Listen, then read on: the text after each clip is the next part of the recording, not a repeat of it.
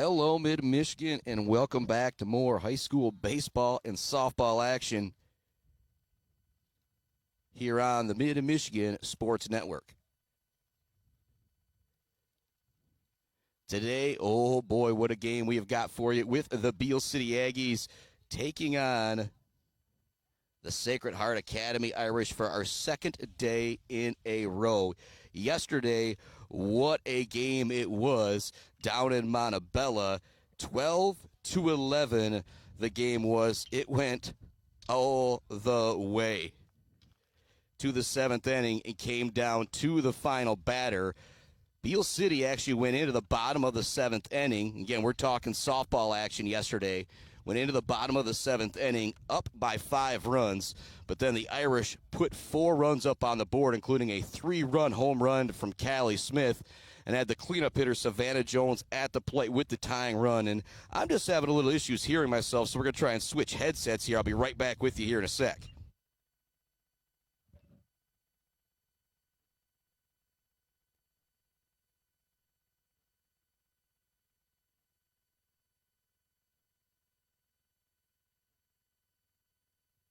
All right, now your boy is up and rolling, and things are normal in my headset, so we are good to go.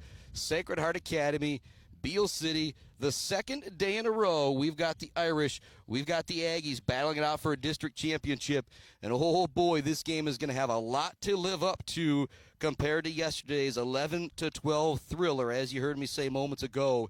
In the bottom of the seventh inning, senior Callie Smith, who set it to Elma to continue her softball career, had a 3-run home run to make it 12-11, brought Savannah Jones to the plate, but Lauren Gross was able to get the strikeout to close out the game. She also had a couple doubles, 3 RBI. She was our Zayda Batchelder baller of the game, brought to you by our friends at Weefrich Financial. And you know what this is?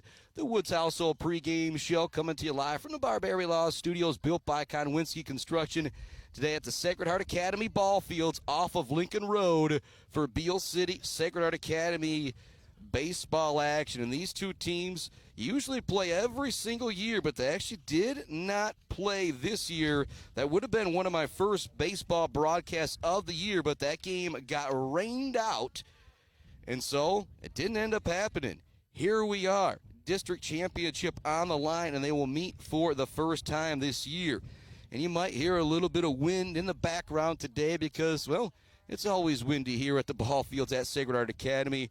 And a couple updates coming from earlier today. Shepherd baseball and softball were both victorious. They're heading to district championship games. Clare bested ever in one of the biggest games in the state this morning. They beat them 5-0.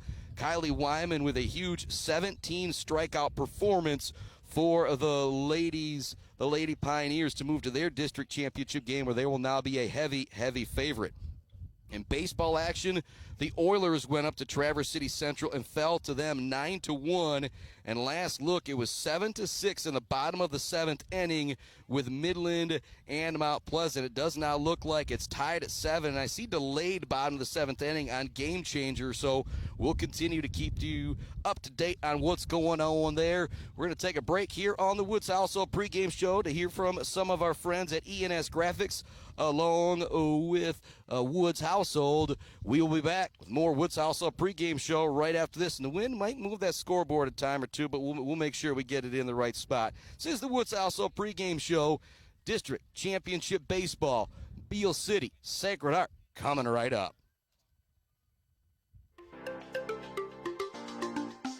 For over 4 decades, ENS Graphics has delivered confidence, trust, and peace of mind by providing their customers with expert service and using state-of-the-art technology. We all know in sports, what's on the inside counts the most. But when it comes to your business, school, organization, what's on the outside does matter.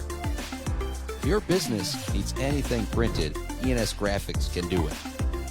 If you want your club, team, organization to look good, ENS can help with that. They take your vision and make it their mission. ENS Graphics, a proud supporter of the Mid-Michigan community and their local athletes. Visit ENS Graphics at their location down in Ithaca or visit their website at esgraphics.com. ENS Graphics, printing all things physical.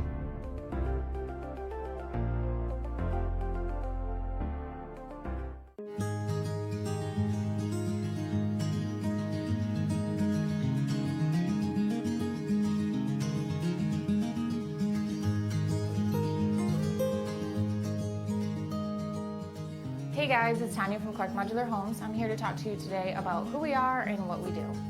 Clark's opened in 1983 and has been centrally located right here in Mount Pleasant, Michigan. We have one of the largest display centers with around 12 to 15 homes on display all year round. We have a fully experienced staff. We also have an in-house project manager who can pull our permits and coordinate our job from start to finish. We are proud to have an A+ rating with the Better Business Bureau. We are our own contractor, making it a one-stop shop for you for your home building needs. As the owner would say, we can do it all. Let's head back to the action on the Mid-Michigan Sports Network. Welcome back to it here on the Mid-Michigan Sports Network. Chris Bachman here with you on our Woods Household pregame show. It's the Aggies. It's the Irish for a second day in a row. And much love going out to all the sponsors who make it possible for me to be here on this windy Saturday afternoon for some big-time baseball. Very similar to yesterday. Whoever wins this game here today, I don't know if you call them favorites to make it down to East Lansing, but they're both going to be right there in the talk of who will win the state championship, whoever wins this game here today. Again, much love going out to our pregame sponsor, Woods Household Appliance, Weefrich Financial, sponsor of the Zaid Batchelder Baller of the Game, Clark Modular Homes, the Bird All-American Grill, Bill's Custom Fab, Gates Drilling and Service, and you know we're set up in the Barberry Law Studios here today, built by Konwinski Construction. More love going out to J&J Auto, Mount Pleasant Heating and AC, Weber Brothers Sawmill, Mumford Oil and Gas Supply, E&S Graphics, along with G&S Mechanical. All right, I'm going to run through the lineup for each team right now. At this point, we're scheduled for a 2:15 first pitch right now. So we are going to start with the home team that will be the Beal City Aggies, but obviously still be the Irish on the scoreboard. So what I'm going to do for each player here is I'm going to kind of tell you where they're at in the lineup, where they're going to be playing in the field, and then we're going to talk about their batting average, some of their statistics. And we will start with the Beal City Aggies. Leading things off will be Mr. Owen McKenney. He'll be playing at third base. McKenney on the year is a .391 hitter. He scored 37 runs. He has 17 RBI. He has 18 stolen bases. Kyler Smith will be hitting in the 2 spot. He plays shortstop. He is a .468 hitter on the year, leads the Aggies in batting average. He scored 34 runs, has 25 RBI, and 18 stolen bases. Blake Walcott be batting third. He'll be on the mound for the Aggies this year. Blake Walcott is a .393 hitter. He has scored 23 runs. He has 16 RBI, go along with 4 extra base hits. He's walked 14 times, and he has stole 17 bases. A great year for Mr. Walcott, and what he's done on the bump has been just as impressive. He's 8-0 on the year. He's thrown 31 and 2/3 innings. Coming into the playoffs, he has struck out 51. He's only walked 12. I'll say that again. He's struck out 51, and he's only walked 12. Just very, very impressive numbers there for Mr. Walcott. Now moving to the 4 spot, it will be Mr. Eric Elias. He'll be playing behind the plate today. He's a .442 hitter on the year. He's only scored 10 runs. A lot of times the pinch runner coming in for him. He's got 22 RBI. He's got a home run along with 4 extra base hits. And pardon me here as the wind continues to rip, and I try and get my equipment set up in a place where maybe it won't tip over quite so much here. Continuing to go through the order. Gary Zucker will be batting 5th. He plays out in left field. Zucker on the year, a .260 batting average, but well over a .400 on-base percentage. He scored 23 runs. He has 16 RBI, 4 extra base hits, and 12 stolen bases. Hitting in the number 6 spot for the Aggies, the first baseman, Will McClintock. On the year, he's a .382 hitter. He's got 22 runs, 16 RBI, and 7 extra base hits. Ryan Bouchon will be the DH batting 7th, and thoughts, prayers going out to the Bouchon family suffering a big loss. I believe it was Heather's grandpa that passed away, so thoughts and prayers going out to the family. Bouchon is a .370 hitter, 15 runs on the year, 15 RBI. He has 5 extra base hits, go along with 5 walks and 9 stolen bases. Hitting 8th will be Cole Tillman. He'll be playing second base. Tillman on the year, 279 hitter, but well over a 400 on-base percentage. He has 25 runs, 15 RBI, 9 doubles on the year for Tillman. He also has 19 stolen bases. Braxton Bukovich will be hitting ninth, the freshman right fielder, but not a normal number 9 hitter. Not a normal freshman hitting in that 9 spot. Bukovich on the year, a 300 hitter, 17 runs, just 6 RBIs at the bottom of the order. He has 12 stolen bases, though, so pretty much everybody in that Beal City lineup is a threat to take a bag. You got to be very, very careful if you're behind the plate and Wyatt Brown defensively for Sacred Heart Academy. Speaking of Sacred Heart Academy, leading things off as he has for 4 years for the Irish, it'll be Grady Perrett.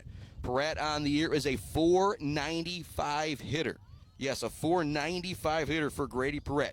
He has 16 extra base hits, and you could add to that total today 4 home runs, 34 RBI. He has 57 runs and 45 stolen bases. Grady Perrett is the all-time runs leader, the all-time stolen base leader, and the all-time hits leader for Sacred Heart Academy. Hitting in the number 2 spot will be Noah Zion. He's a .266 hitter, but a .458 on-base percentage.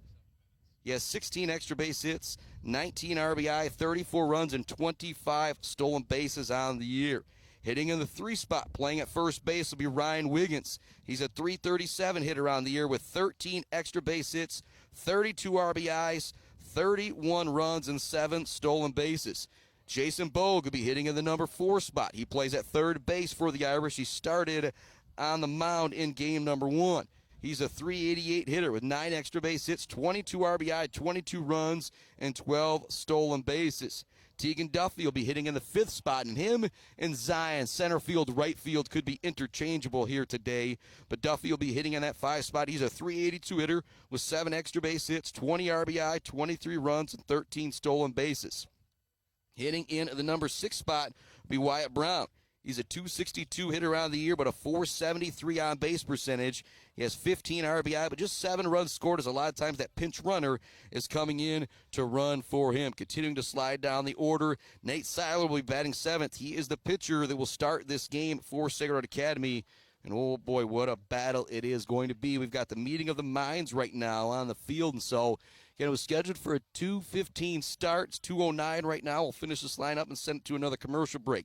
Siler on the year, .286 hitter with a .420 on-base percentage, 4 extra base hits. He's got 2 bombs, 16 RBI, and 17 runs. Hitting in the 8th spot, playing first base, will be Brady Davis. Could also see him on the mound today. He's a .282 hitter with a .365 on-base percentage. He's got 10 stolen bases, 14 RBI, 22 runs, and 3 extra base hits. Luke Hacker, again, not your typical number 9 hitter. He's .259 batting average, a .338 on-base percentage, 11 RBI, 18 runs, and 9 stolen bases. These are 2 unbelievable teams that we have got ready to battle it out here today. Very similar to what I said a few times yesterday. This is a game that could be reserved for a state final, a state semifinal with Beal City and Sacred Heart. We're going to take another break here on our Woods Household pregame show. When we come back, we'll continue to get you set up for first pitch. Talk about these 2 pitchers we're going to see starting on the mound for each one of these teams. When we come back, you're listening to the Woods Household pregame show, Sacred Heart Academy, Beal City, District Championship Baseball, coming right up. Elevate your banking experience. Isabella Bank is your local banking partner. We understand the importance of personalized service, providing solutions that fit your unique needs. When you bank with us, together we can drive positive change and build stronger communities. Experience banking redefined. Make the switch today and experience banking that goes beyond. Isabella Bank. Local. Growing. Staying. Member FDIC Equal Housing Lender. Bryant Family Farms would like to wish everyone good luck on the field and on the court. Bryant Family Farms offers maple syrup, mums, pumpkins, beef, goats, and fresh cut flowers. With you pick, bouquet arrangements, and subscription flowers. Bryant Family Farms, 3.5 miles south of the casino on South Leeton Road. Visit BryantFF.com or call 989-304-1201. All Seasons Fireworks is a big fan of all the athletes, coaches, officials, and volunteers who make high school sports happen.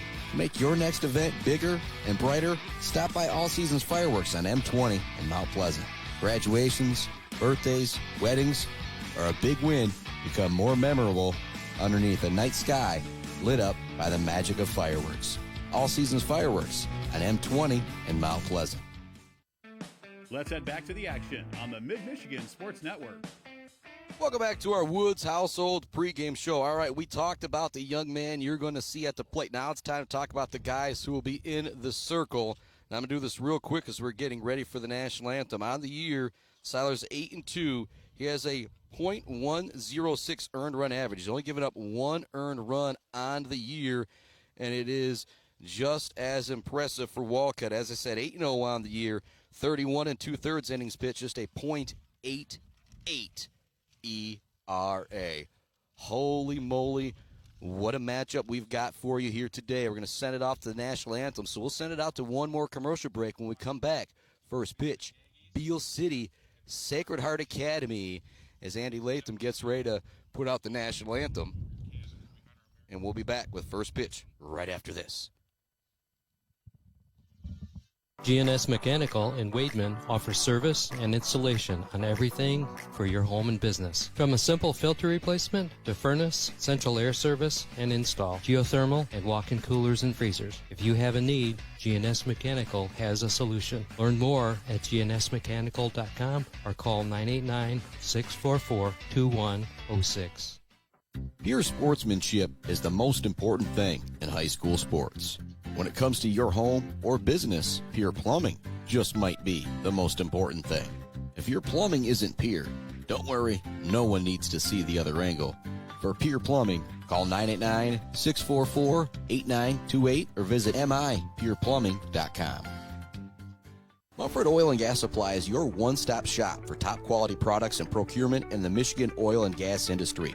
With over 45 years of experience and a strong commitment to customer satisfaction, Mumford Oil and Gas Supply delivers the best solutions for your oil and gas production, drilling, and service needs. If you need it, Mumford Oil and Gas Supply can get it. Visit them on Fancher's Day or give them a call at 989-317-8582. Let's head back to the action on the Mid-Michigan Sports Network.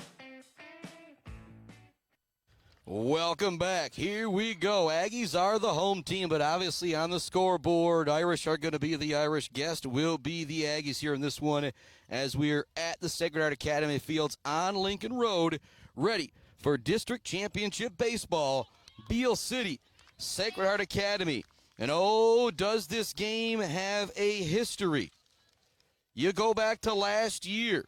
It was Beal City over Sacred Heart Academy 3-0. 2 years ago, it was Beal over Sacred Heart 12-1. Back in 2022, Beal bested Sacred Heart Academy 19-1 with that loaded all-time lineup. Back to 2019, it was a 1-0 win, Beal City over Sacred Heart. 2018 in the districts, Beal City bested Sacred Heart 7-0.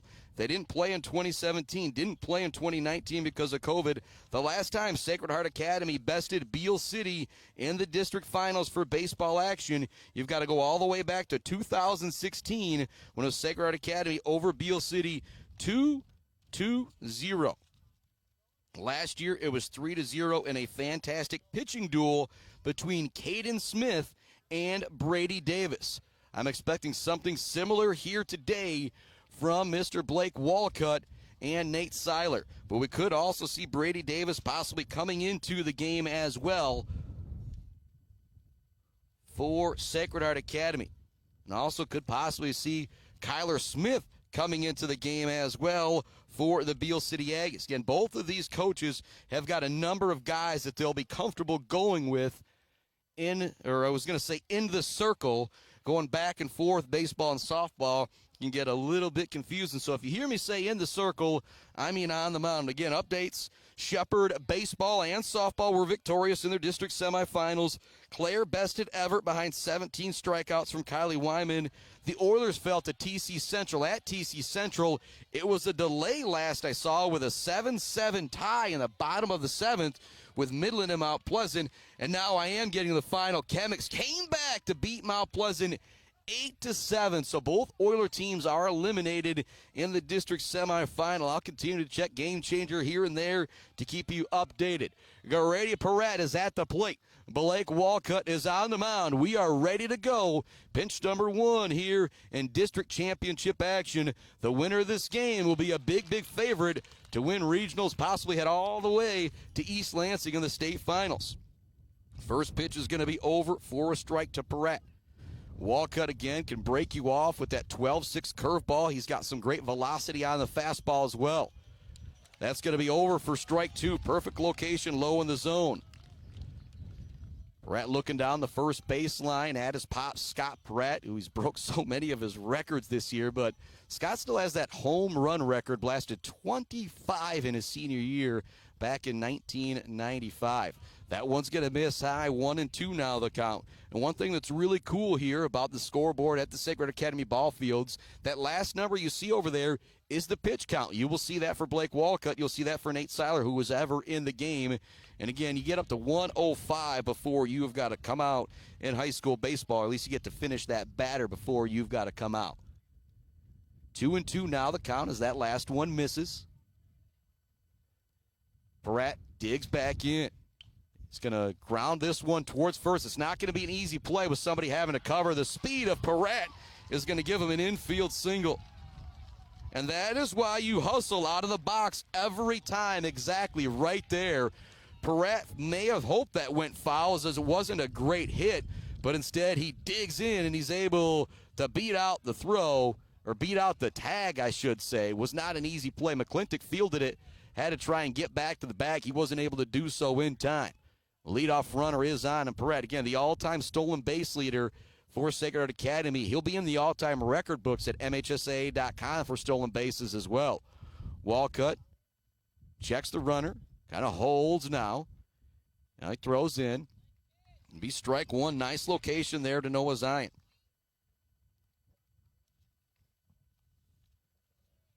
Zion on the year, somebody you don't want to let on the base path.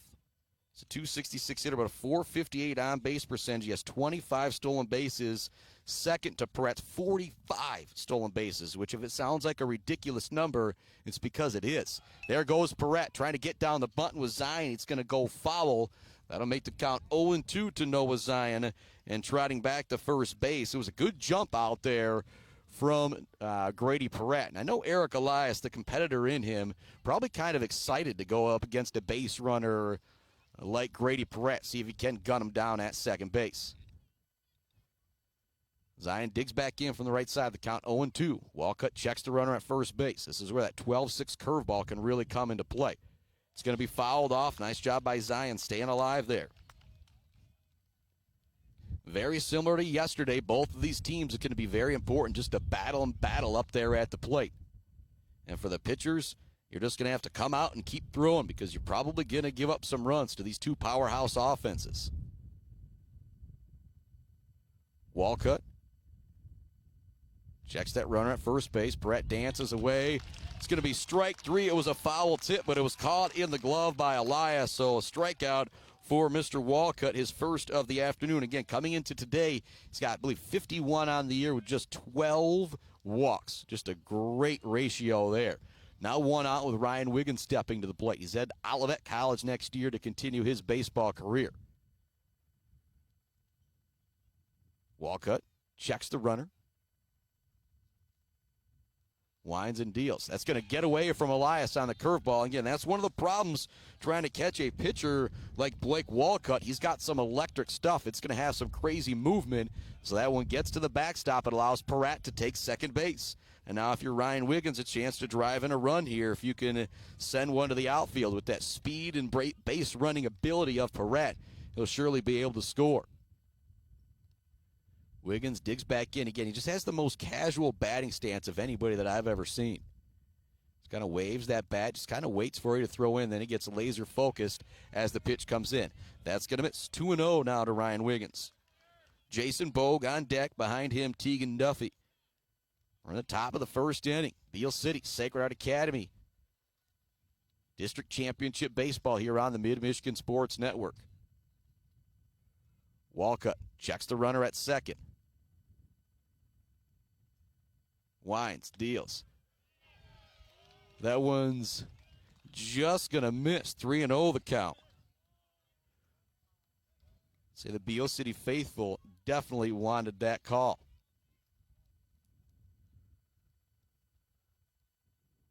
Walcott has the sign from Elias. Digs in. That's going to be right down the middle for a strike. Taking all the way was Ryan Wiggins. Rat remains at second base. Ready to take third on a pass ball or ready to try and speed home if Wiggins is able to send one to the outfield. Walcott checks the runner. He winds and deals. Curveball is going to be over for a strike. And that's where they have the confidence to throw the curveball in that count right there. Just shows you the type of pitcher that Walcott is. Again, he's 8-0 on the year with a .88 ERA. Walcott checks that runner at second. Wiggins awaits the pitch. He's going to line it right up the middle. Rounding third, coming in to score is Perret. The throw into the pitcher. It's an RBI single for Ryan Wiggins. And that's a big deal for Sacred Heart Academy. Again, the last time Sacred Heart beat Beal City in a district championship for baseball, you got to go back to 2016. And so a big deal there for Sacred Heart Academy to get on the board first. Jason Bogue now stepping to the plate. One out here, top of the first inning. Ryan Wiggins leads away from first base. He's a threat to steal, but not really anything like Noah Zion or Grady Perret. He would definitely beat me in a race, but I think Zion and Perret would both run circles around him. I think Wiggins would even give the nod on that one. Jason Bogue at the plate. He's headed to Elma next year to continue his football career. Again, we've got college athletes all over the place here in this district final. That one's going to be over for a strike. 1-1 now the count. A big shout out to my good friend Allison Curtis from the Bird All-American Grill in downtown Mount Pleasant, keeping me updated on everything. Big Rapids ends up putting up 25 runs against Howard City Tri-County, and so it'll be Big Rapids and Shepherd in that district final. I imagine that game's still a little ways away from starting after that lengthy game. 2-1 now the count to Jason Bogue.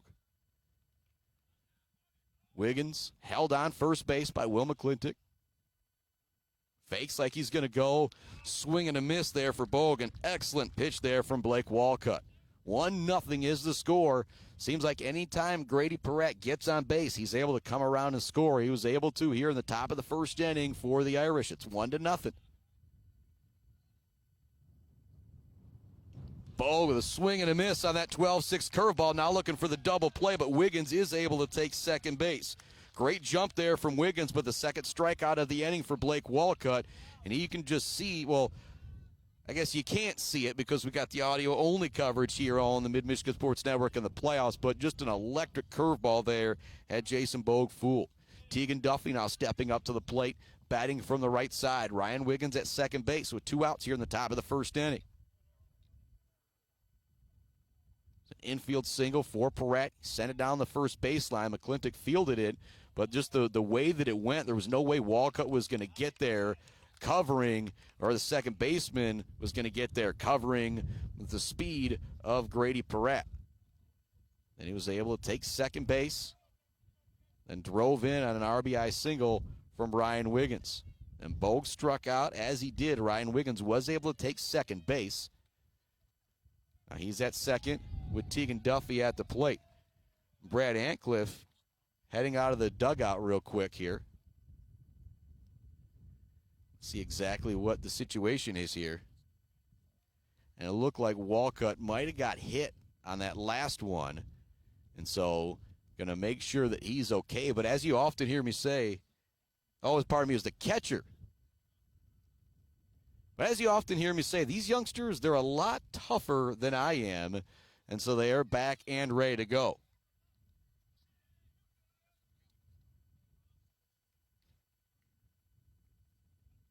Duffy stands back in. Count 0-1. Runner at second base. Already one run across here at the top of the first inning for the Irish. Walcott winds and deals. This one will be sent foul down the first baseline. Will McClintock with a great job fielding it over there. It's well in foul territory, but still got a great jump from his first base position to nab that.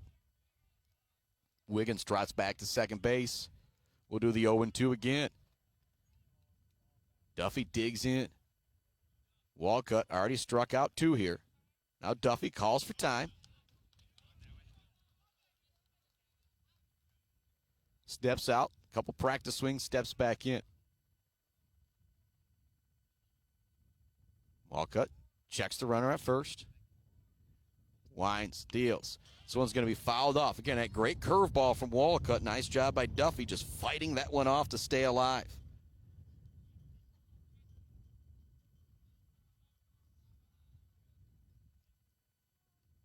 1-0 the score. Irish with the lead here on the Mid-Michigan Sports Network. Much love going out to our friends, the Isabella Community Sportsplex, Mount Pleasant Automotive, JJ Painting and Martinez Lawn Care, Central Michigan Sand and Gravel, Pure Plumbing, Block Electric, Boomers Lawn Care, the Isabella Community Sportsplex, along with the friends of Mount Pleasant Public Schools, are hiring, it might be the end of the year, but they're hiring bus drivers for next year. Paid training, full bennies for those bus drivers as well. Here comes the 0-2. It's going to be outside, looking to take third base as Wiggins. The throw down there is not quite in time. Woo! It's a good throw from Elias, a good tag from McKinney, but great base running from Wiggins to beat it. 1-2 now the count. Now the runner at third base. What's big there for Wiggins is now he can score on a pass ball with 2 outs. Duffy digs back in to count 1-2. This will be pitch number 5 of the at-bat. That one's going to bounce in there. But that's why that steal was so important for Wiggins there. If that trickles away a little bit further from Elias, it could have meant another run for the Irish here in the first inning. Wiggins, short lead away from third. Duffy digs back in. Here comes a 2-2. It's going to be lined past third base for a base hit. RBI single for Tegan Duffy.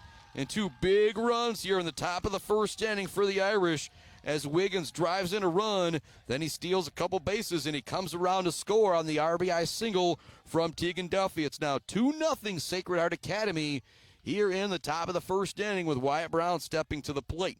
And both of these teams put up big-time runs in their first game, and so the bats are awake here at the Sacred Heart Academy ball fields for this district championship game. 2-0 Sacred Heart Academy with the lead here in the first. Walcott winds and deals. That's going to be over for a strike. Brown digs back in, batting from the right side, all the way to the back inside of the batter's box, kind of standing behind home plate. About as close as he can be to Eric Elias. That one's going to be fouled off. The count 0-2. Wyatt Brown, excellent player on the football field. And here, baseball field for the Irish. Gets ready for the 0-2. All right, first base is Duffy. He's definitely a threat to steal, but I doubt it with 2 outs. Comes a little dribbler. It's not going to be an easy play for Elias from his catcher position. He's able to make the play. Fantastic job there by Elias to get that one and send it to first base for the out. But 2 runs do come across for Sacred Heart Academy on 3 hits. Due up for Beal City, brought to you by our friends at Clark Modular Homes, Weefrich Financial, and J&J Auto. It's Owen McKinney, Kyler Smith, and Blake Walcott back with more Irish Aggie baseball right after this on the Mid-Michigan Sports Network. Get your yard ready for spring and summer with Martinez Lawn Care. Martinez Lawn Care is scheduling spring cleanups now, along with bush and tree trimming, landscaping needs, and scheduled mowing services. Find Martinez Lawn Care on Facebook or call them at 989-317-5536. Weefrich Financial knows it can be incredibly overwhelming to navigate the world of financial planning. With trusted guidance and easy-to-understand advice, you can feel comfortable in your financial future with Weefrich Financial. Weefrich Financial assists people in all stages of life with a specialization in retirement and investment planning. Experience the power of working with an advisor dedicated to your success. Visit WeefrichFinancial.com. Visit them in downtown Mount Pleasant. Call or text 989-953-7888. Weefrich Financial, member SIPC. Konwinski Construction offers a full range of construction services on small and large projects. Konwinski Construction is a leader in the community and are proud to support those student athletes who will be leading our community tomorrow. Konwinski Construction on Gover Parkway, Mount Pleasant. Let's head back to the action on the Mid-Michigan Sports Network. Welcome back to it here on the Mid-Michigan Sports Network, coming to you live from our Barbary Law Studios, built by Konwinski Construction. Also, much love going out to the crew at Bogwa, Banga, and Bradley, Kenneth Egger, DDS, WW Construction, Gross Farms, and Brad Gross Electric, Schaefer's Bait and Sporting Goods, almost up north, Stitches for Britches, Erdix Food Center, Doozy's Ice Cream Place, A Boomer's Lawn Care, MMI, Mid-Michigan Industries, Barry Funeral Home, the Isabella Community Sportsplex, along with our friends, Zach and the crew at Mount Pleasant Automotive. Here we go, Nate Siler on the bump for the Irish. He has given up one earned run this entire year. Yes, this entire year he has a .106 ERA. But how many times has he dealt with a batter like Owen McKinney? That I don't know. First one's going to miss 1-0. As the senior all-sports star, Owen McKinney steps back in. He checks the swing on that one. It'll be strike one. Owen McKinney was the recipient of our Lisa Antcliffe Jan Wander Scholarship for his excellence in all three sports that he has played. Again, coming into the baseball season, the teams that he had been on had won 156 games. Siler working quickly, strike two there. Here comes the 1-2. It's going to bounce in there, 2-2 now a count. Nice job by Brown keeping that one in front of him. And again, not going to be the biggest of deal with nobody on base, but still just got great catcher play here that I'm going to talk about with Eric Elias and Wyatt Brown behind the dish for each one of these teams. Siler winds and deals with the 2-2. Strike three. Turns up the gas and zips it by McKinney on that one. Kyler Smith now stepping to the plate. Smith leads the team in batting average this year for the Beal City Aggies at a .468 clip. 6 extra base hits, 25 RBI, 18 stolen bases, and 34 runs scored. Taken right over for his older brother. Played shortstop, pitched for 3 years, and did a fantastic job. First pitch is going to miss from Siler inside, 1-0. A couple of sophomore stars going at each other here with Siler on the bump, Smith at the plate. Both will be 3-year varsity players, football, basketball, and baseball. So it's going to be lined up the middle for a base hit for Kyler Smith. That'll bring Blake Walcott to the plate. It's 2-0, Sacred Heart Academy with the lead here in the bottom of the first inning. Nice piece of hitting there from Kyler Smith. Just kind of bounced it right up the middle. No way for second base or Peratt at short to be able to make that play.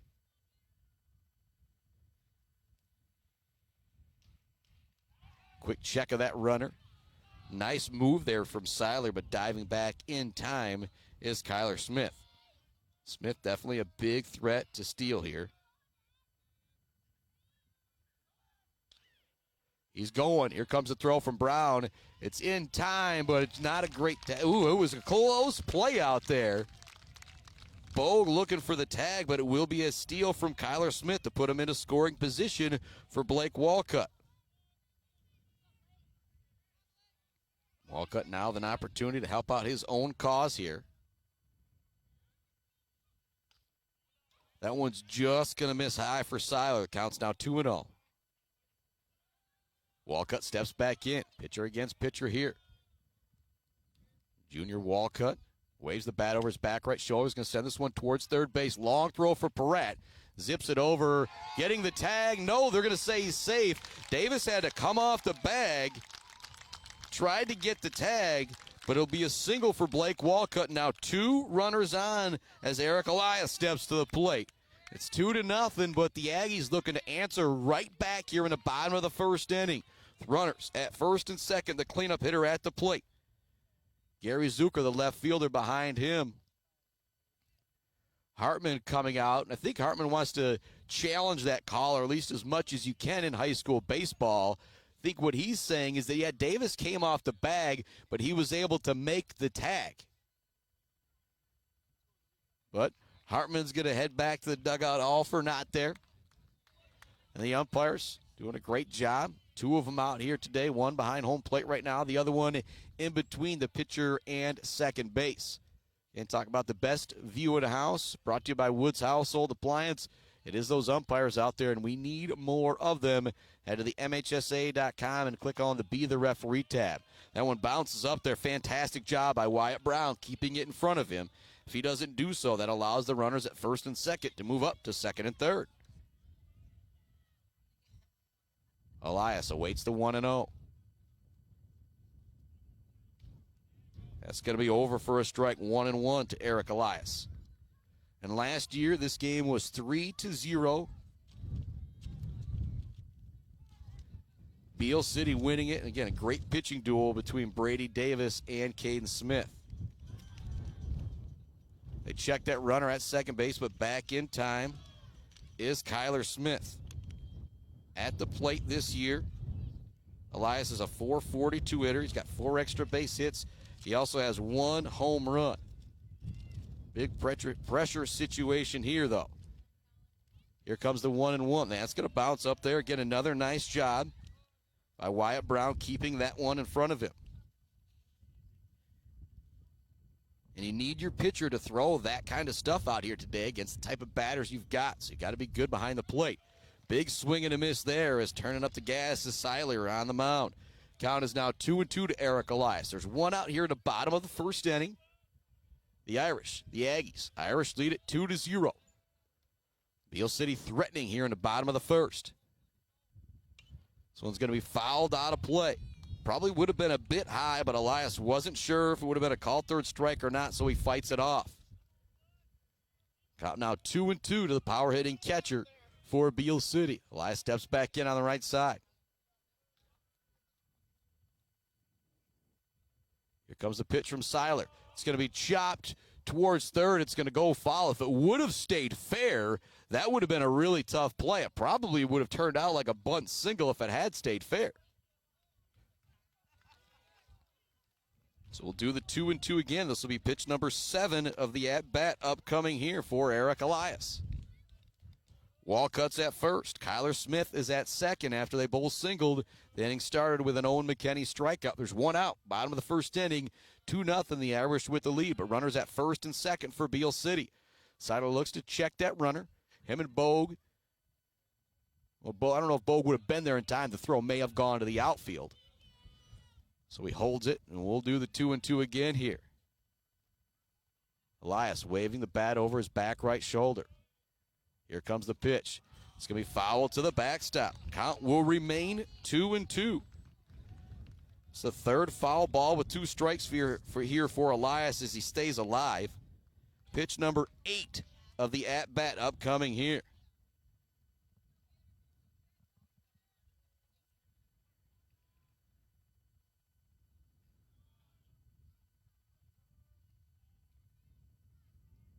Elias calls for time.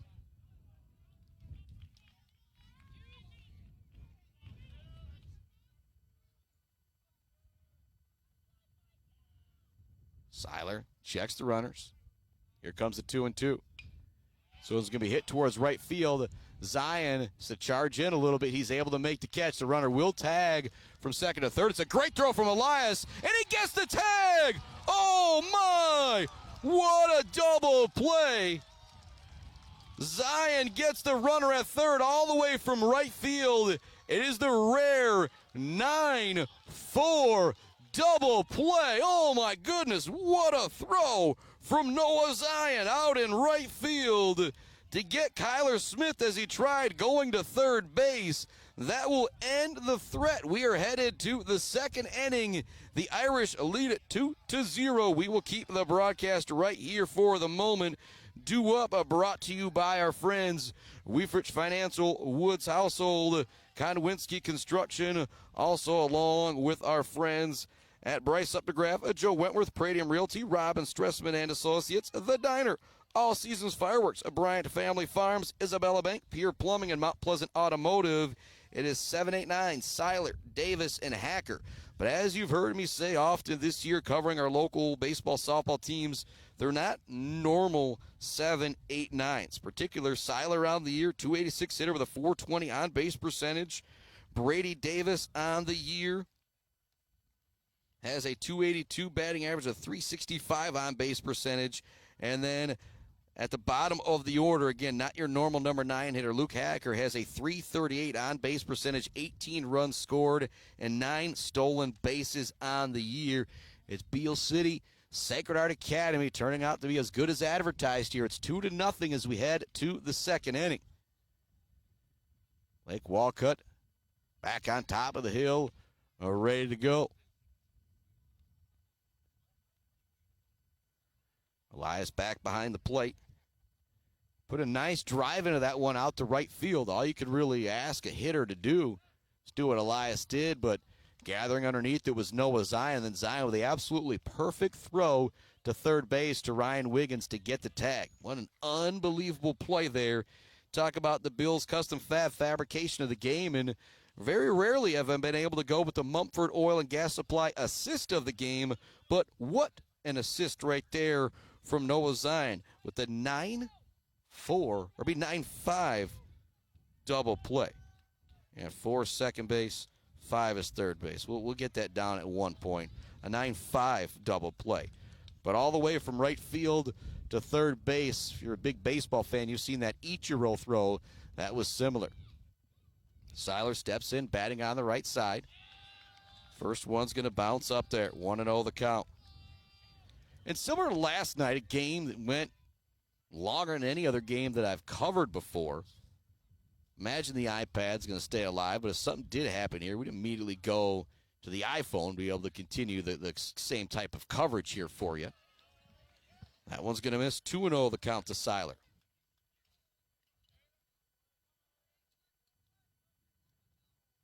Siler digs back in. Got out of a jam in the first inning. On the hill, the great play from Zion out in right field. I'll be talking about that for the rest of the game. That's also going to miss. 3-0 now the count to Siler. 2-0 the score here, top of the second inning. Beal City, Sacred Heart Academy. Siler batting from the right side. Awaits the pitch from Walcott. That's going to miss. It's going to be a 4-pitch walk for Siler.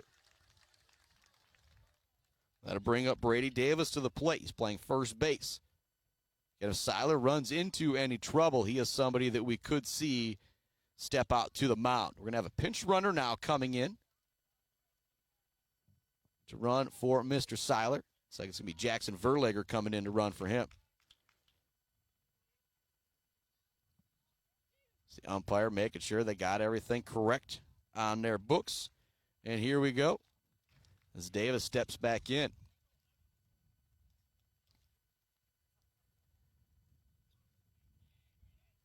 Davis waves the bat over the left shoulder, batting from the left side.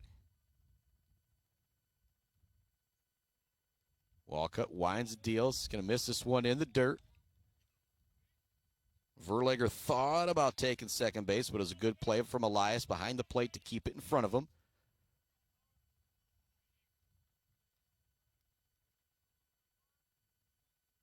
Davis digs back in, wearing number 11 for the Irish.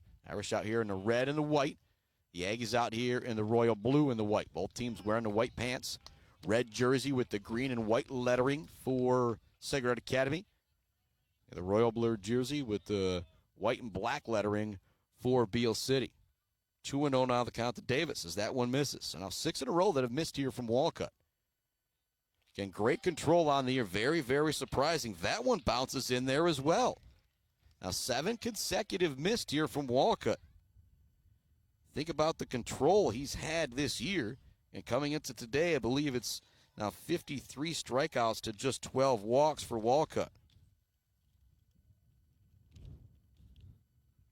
53 to 12, a great ratio there, but that one will be over for a strike.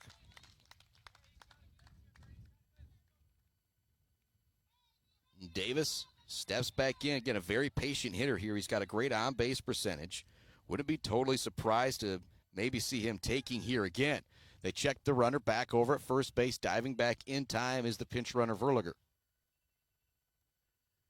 Davis, a couple practice swings, steps back in. Count 3-1.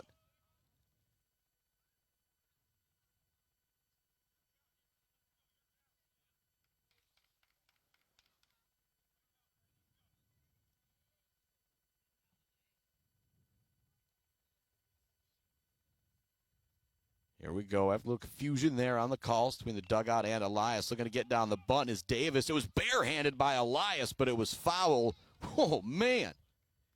What a play that would have been from Eric Elias if it had stayed fair. Just kind of reached up and snagged it with one hand. Was ready to get the out down at first base. Nobody out. Top of the second inning. Runner at first base is Nate Siler. It's now a full count to Brady Davis, the number 8 hitter for Sacred Heart Academy. He's going to foul this one down the first baseline. We will do it again.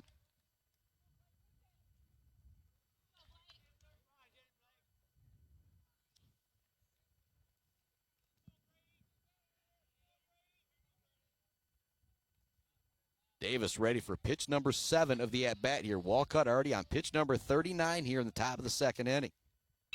It's going to be lined towards the middle. Chance for a double play here. They get it to Smith, but the speed of Davis is able to beat out the throw, so he'll reach via a fielder's choice. And the Aggies get the lead runner there. Luke Hacker now stepping to the plate. He'll be batting from the right side. He wears number 2. He's playing in left field for the Irish today.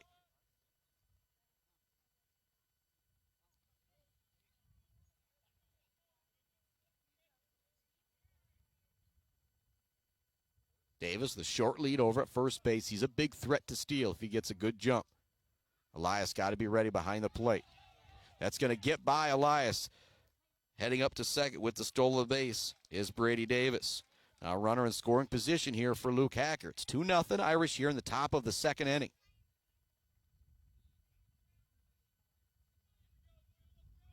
Hacker digs back in.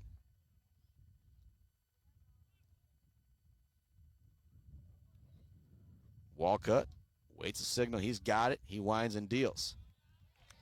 It's going to be over for a strike. 1-1 now the count to Luke Hacker.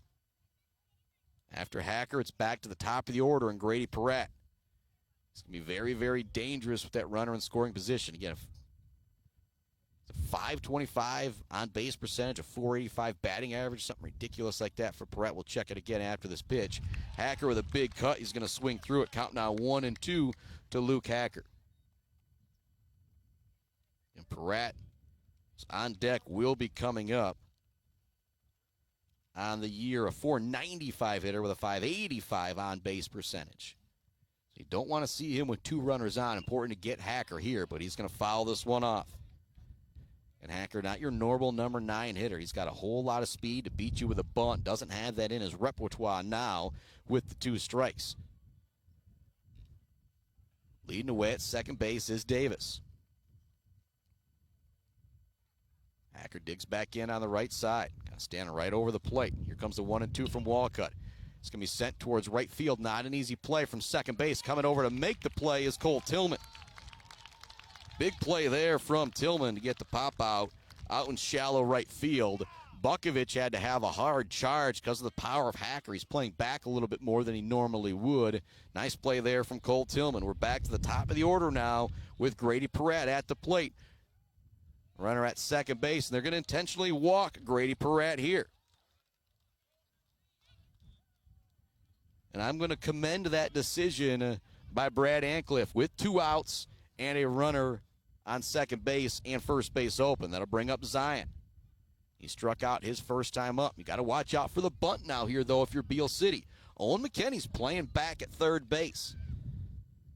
And needs to hold and be ready with that force out at third. But it's a chance for Zion to drop one down here. Elias and Walcott have got to be ready from their pitcher and catcher position. They now try and get Davis dancing off a bit, but they're not going to be able to make the play.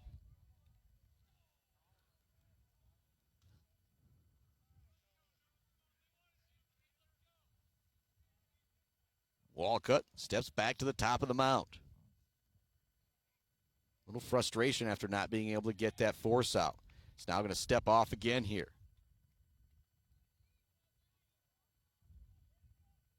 Zion awaits the first pitch of the at-bat at the plate. It's going to be sent out towards right field. Gathering underneath it to make the play is Braxton Bukovic. And so 2 runners left on here for Beal City. Both of them reach via walk. So, when you go through it, no runs, no hits, no errors, but 2 were left on. Good move on the intentional walk there from Coach Ancliffe. Due up for Beal City here in the bottom of the second. It's Zucker. It's McClintock. It's Bouchon. We'll be back with more Irish Aggie baseball right after this on the Mid-Michigan Sports Network. Get your yard ready for spring and summer with Martinez Lawn Care. Martinez Lawn Care is scheduling spring cleanups now, along with bush and tree trimming, landscaping needs, and scheduled mowing services. Find Martinez Lawn Care on Facebook or call them at 989-317-5536. Weefridge Financial knows it can be incredibly overwhelming to navigate the world of financial planning. With trusted guidance and easy-to-understand advice, you can feel comfortable in your financial future with Weefridge Financial. Weefridge Financial assists people in all stages of life with a specialization in retirement and investment planning. Experience the power of working with an advisor dedicated to your success. Visit WeefridgeFinancial.com. Visit them in downtown Mount Pleasant. Call or text 989-953-7888. Weefridge Financial, member SIPC.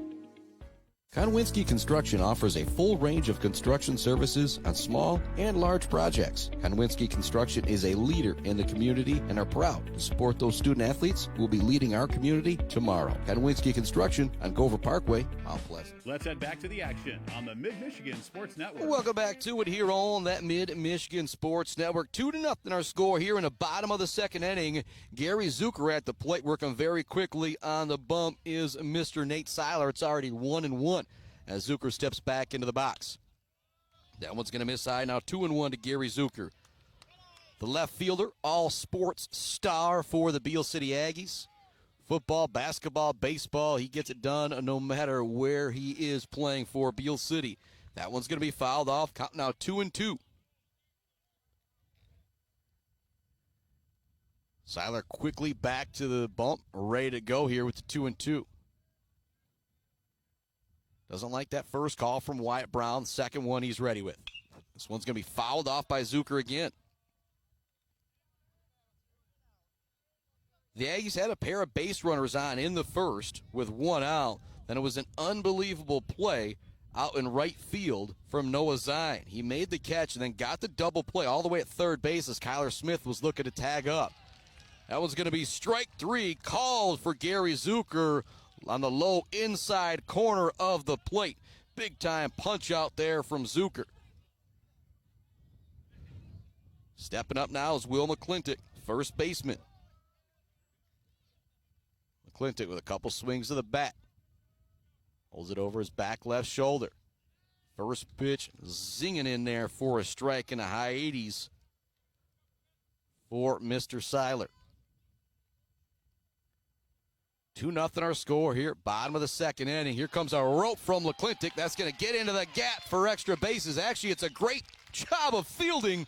What a play from Luke Hacker to keep that a single.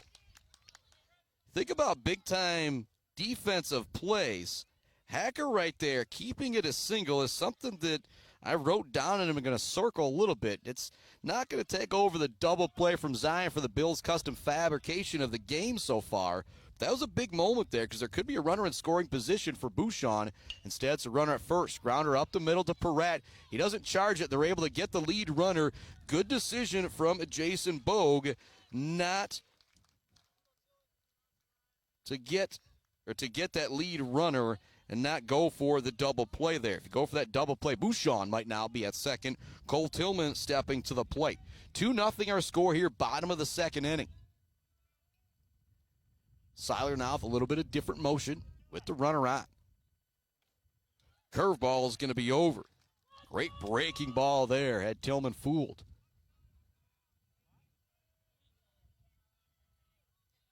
Siler checks that runner over at first base. Swing and a miss. Turning up the gas on that one was Siler again. Coming into this game, Siler has given up one earned run the entire year. He has 2 losses on his record, but those have been because of things behind him.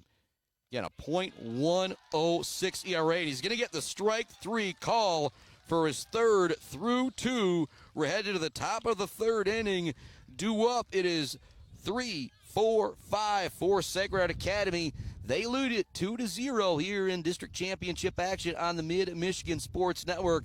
The last time Sacred Heart Academy bested Beal City in a baseball district title goes back to 2016. We'll be back with more right after this on the Mid-Michigan Sports Network.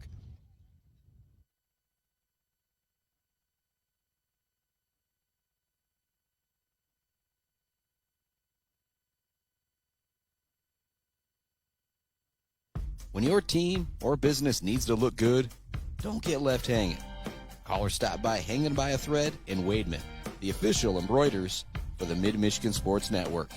Hanging by a Thread, a proud supporter of local schools. J&J Auto in Wademan is Mid-Michigan's elite automotive repair shop. J&J Auto offers complete collision repair and mechanical repair. Stop by on Wademan Road or call them today at 989-644-8908. J&J Auto, proud supporters of high school student athletes. Value is not just a price. When you buy something for your home, it's an investment. Knowing that you're getting a great deal and service after the sale is priceless. At Woods Household, we only carry quality products for your home at competitive prices. Furniture that is attractive and durable. Comfortable mattresses that last for years. Flooring that stands up to wear and tear. These are all products that last by trusted name brands like FlexSteel, Serta, Whirlpool, and many more. So shop the Woods way. Let's head back to the action on the Mid-Michigan Sports Network. Top of the third inning, 2-0 Sacred Heart Academy with the lead. At the plate is Ryan Wiggins. He already has an RBI single and has scored a run in this ballgame. He's going to swing and miss at the first pitch. Blake Walcott back on the mound for Beal City here in the top of the third.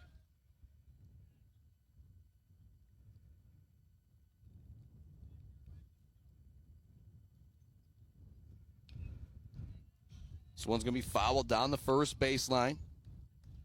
Count now 0-2 to Ryan Wiggins.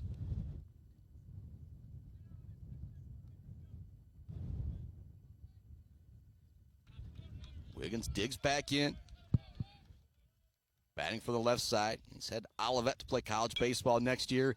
He's going to send this one foul. This might end up in the softball field. It will take a high bounce on the softball infield.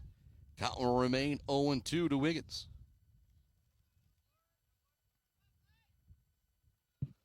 Walcott awaits the signal from Elias. He's ready to go again. This one's going to be fouled down the first baseline. This will be pitch number 5 of the at-bat upcoming here for Wiggins. It's already fouled off 2.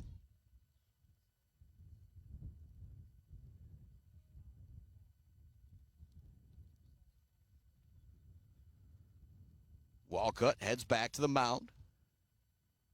Wiggins digs in, batting from the left side. Count remains 0-2. Already 50 pitches for Walcott here in the start of the third inning. This one's going to be lined towards left field. Zucker's looking to track it down all the way to the fence, and he makes the catch. Big-time catch out there from Gary Zucker as Wiggins gave that one a ride. But a nice play from Zucker out there in left field. Those are the types of plays where you always hear me make the joke, if I can't make the play, I'm not going to rule it an error. If Zucker didn't make that catch, that would not have been an error. That was a nice piece of hitting from Wiggins, but a great play out in left field from Garrison Zucker. Jason Bogue now at the plate. Bogue struck out his first time up. He's going to take strike one looking there. After Bogue, it's Tegan Duffy, who had an RBI single in the first inning. Walcott winds and deals. Check swing for Bogue, but it doesn't matter. It's over for a strike.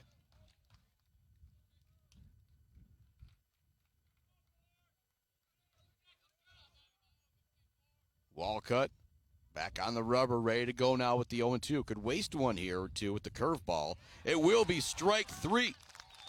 Turning up the gas on that one was Walcott. He now has 3 strikeouts. Tegan Duffy steps to the plate. Duffy had a great at-bat. It was a 2-2 count. He had fouled off a couple as well before he had the RBI single to drive in Ryan Wiggins. Top of the third inning. 2-0 Sacred Heart Academy with the lead over Beal City here on the Mid-Michigan Sports Network. District championship action. That one bounces up there. You know, we're coming to you from the Barberry Law Studios, built by Konwinski Construction. Much love also going out to our friends at Mount Pleasant Automotive, Weber Brothers Sawmill, J&J Auto, Mount Pleasant Heating and AC, Conn Winton Ski Construction, Mumford Oil and Gas Supply, E&S Graphics, along with GNS Mechanical. Here comes the 1-0. Big cut that time for Duffy. He swings through it. Count is now 1-1.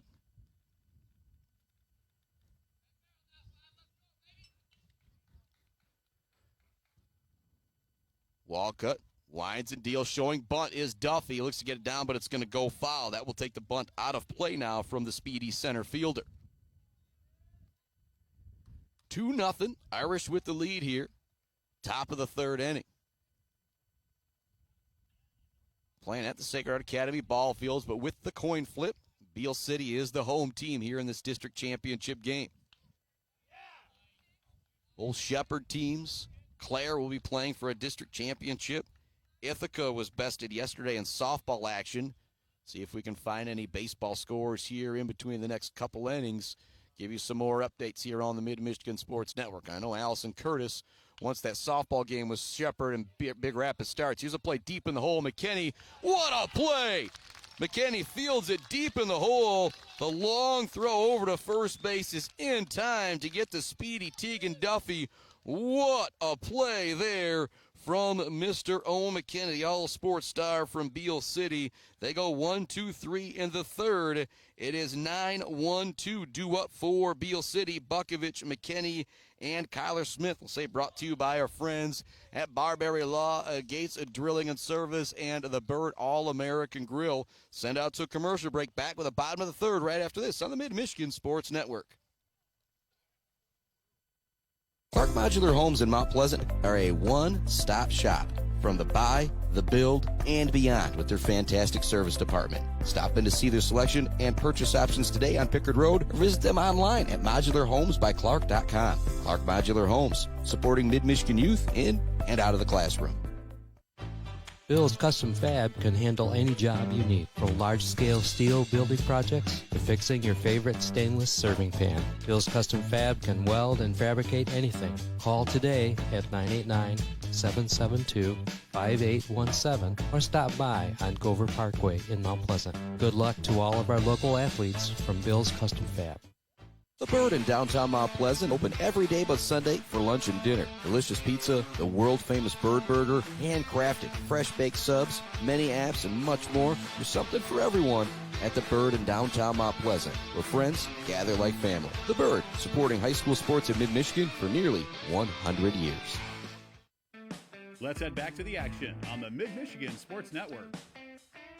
Welcome back to it here on that Mid-Michigan Sports Network. First pitch here in the bottom of the third inning is going to be over for a strike to Braxton Bukovich. The freshman right fielder who is not your normal freshman. Again, he was a star on the Beal City State Championship football team. He shows bunt, pulls it back, but it's over for strike two.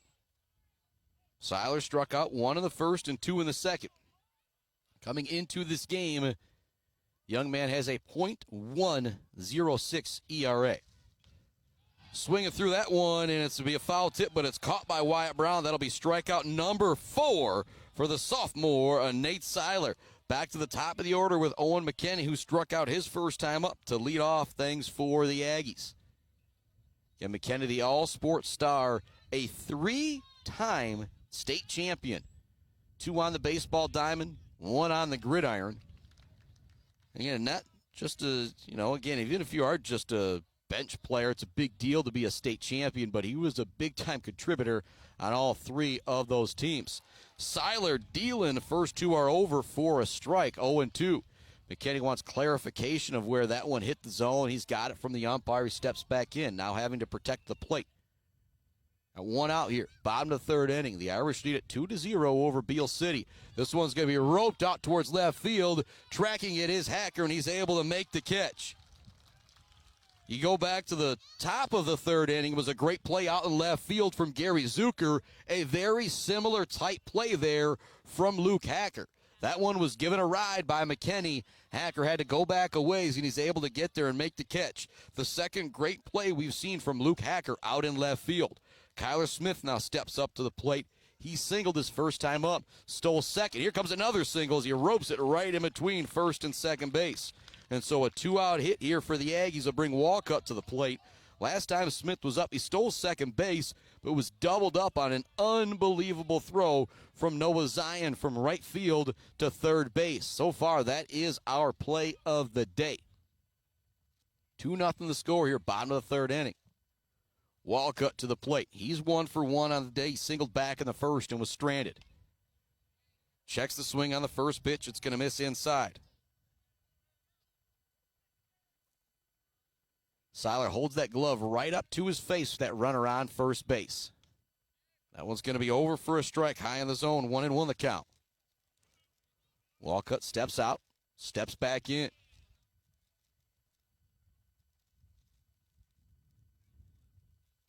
Winds the deals. That one's going to bounce. Great piece of base running by Smith. He saw it bounce. Wyatt Brown didn't have time to make the play, and so that's the second stolen base of the game for Kyler Smith. The count is now 2-1 at the plate to Walcott.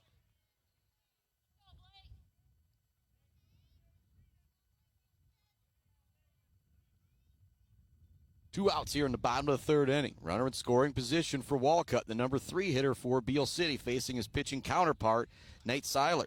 That's going to get the high outside corner for a strike.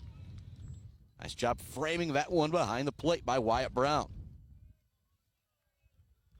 Here comes the 2-2. Siler looking for punch out number 5. Was going to be in the dirt. That'll allow Smith to move up to third base. Great base running here from Kyler Smith. Looking to manufacture his own run. He gets the single. He's now stolen 2 bases, and not necessarily past balls, but just things that just Wyatt Brown did a good job keeping it in front of him, but still allowed for them. Here comes a hit up the middle. Peratt, tough play. Will he get there in time for the out? What a play from Grady Peratt to save a run. Hustling all the way was Walcott. Peratt, the All-State shortstop, had to put everything he had into that, and he's able to make the play. We're headed to the 4th inning. The score remains 2-0. Due up for the Irish. It's Wyatt Brown, it's Nate Siler, and it's a Brady Davis. We're going to take another break here on the Mid-Michigan Sports Network. We'll come back with more district championship baseball right after this. What a game this is turning into with Sacred Heart Academy and Beal City. We'll be back with more right after this.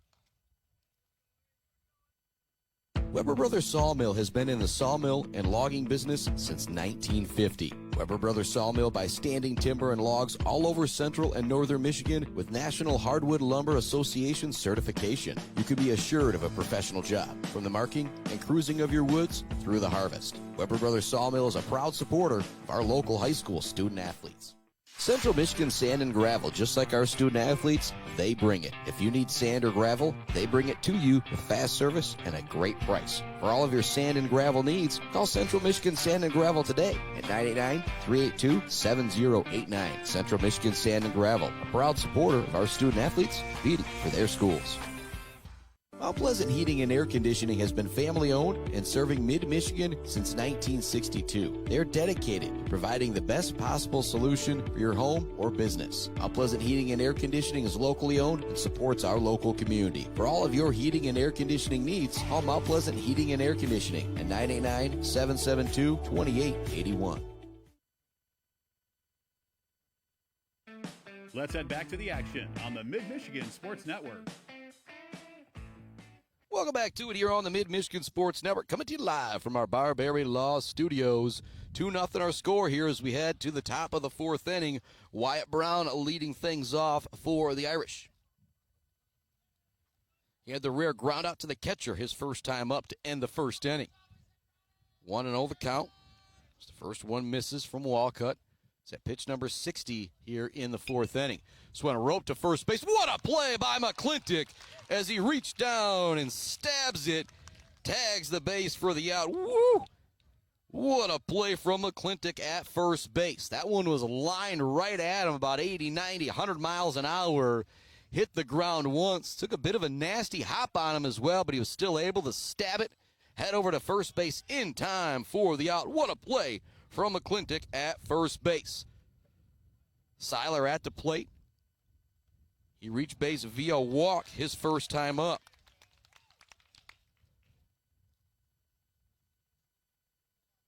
And good news coming from Shepherd Blue Jay softball land. They lead it 5-0. A big shout out to Allison Curtis, the Bird All-American Grill, for keeping me updated on that. Got now 1-1 to Siler.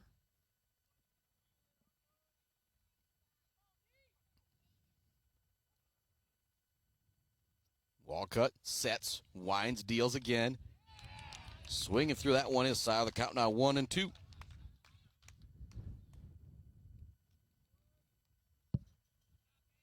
Siler steps back out for a moment, steps back in all the way in the back of the batter's box on the right side. Here comes the 1-2 from Walcott. Curveball's just going to miss, much to the chagrin here of the Beal City faithful. And if you're Walcott, you think about the call or two Siler got the last inning. You really, really want that one. Here comes the 2-2 from Walcott. That one's going to miss high. Doesn't quite break back over. It was a 4-pitch walk from Siler his first time up. Now the count has run full. Pitcher against pitcher here. Siler digs back in, ready for the payoff pitch. One out here in the top of the 4th inning. Irish lead it 2-0. This one's going to be sent out towards right center field. It's going to get down for extra bases. Siler's into second with the stand-up double. And you start to think about that Zayda Batchelder baller of the game, brought to you by our friends at Weefrich Financial. Siler's been on base both times at the plate, and he's done a great job on the mound. Brady Davis now stepping up to the plate. Jackson Verliger coming in to be the pinch runner for Mr. Siler. The pitcher will head back to the dugout to get a little bit more rest. 2-0 the score. Irish with the lead. One out here, top of the 4th inning. Chance to drive in another run with Brady Davis stepping up to the plate.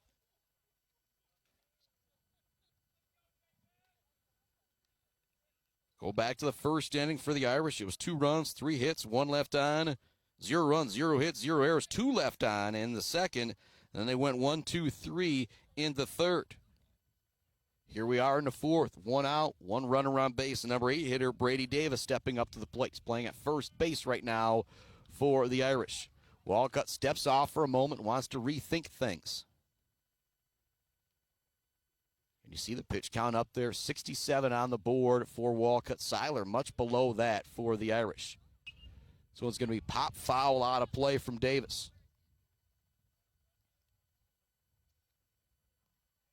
Luke Hacker on deck. He popped out to second base his first time up. Brady Davis did reach via fielder's choice, stole second base in the second before he was stranded there. Walcott checks that runner, Verliger out at second base. Dances away, dances back, dances away again. And it's going to bounce in there. 1-1 the count. One thing you notice, Walcott and Siler. Siler works much, much quicker than Walcott does. Walcott kind of steps out of that rubber. Seems like he's going to take that 4 or 5 seconds to refocus before he gets the sign from Elias. With Siler, it's kind of a 1, 2, 3 go, it almost seems like. That curveball's not going to break. Count now 2-1.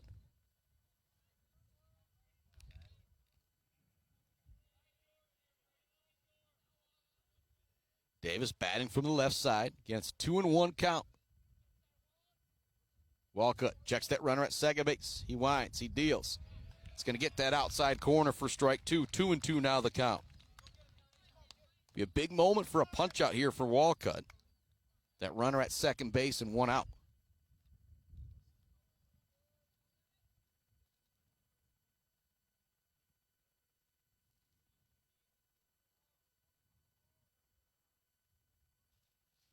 Big lead for Verliger. Time at first, or time at home plate, taken.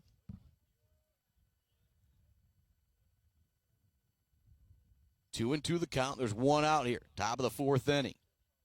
Irish lead at 2-0, threatening with a runner at second base again. This one's going to be sent out towards center field, coming in to make the play. Not an easy play, but it's going to be caught out in center field. Fantastic job at tracking that one down for the Aggies. That's Drew Gross making that catch. designated player for the Aggies. Here comes Luke Hacker, 2 outs, runner at second base.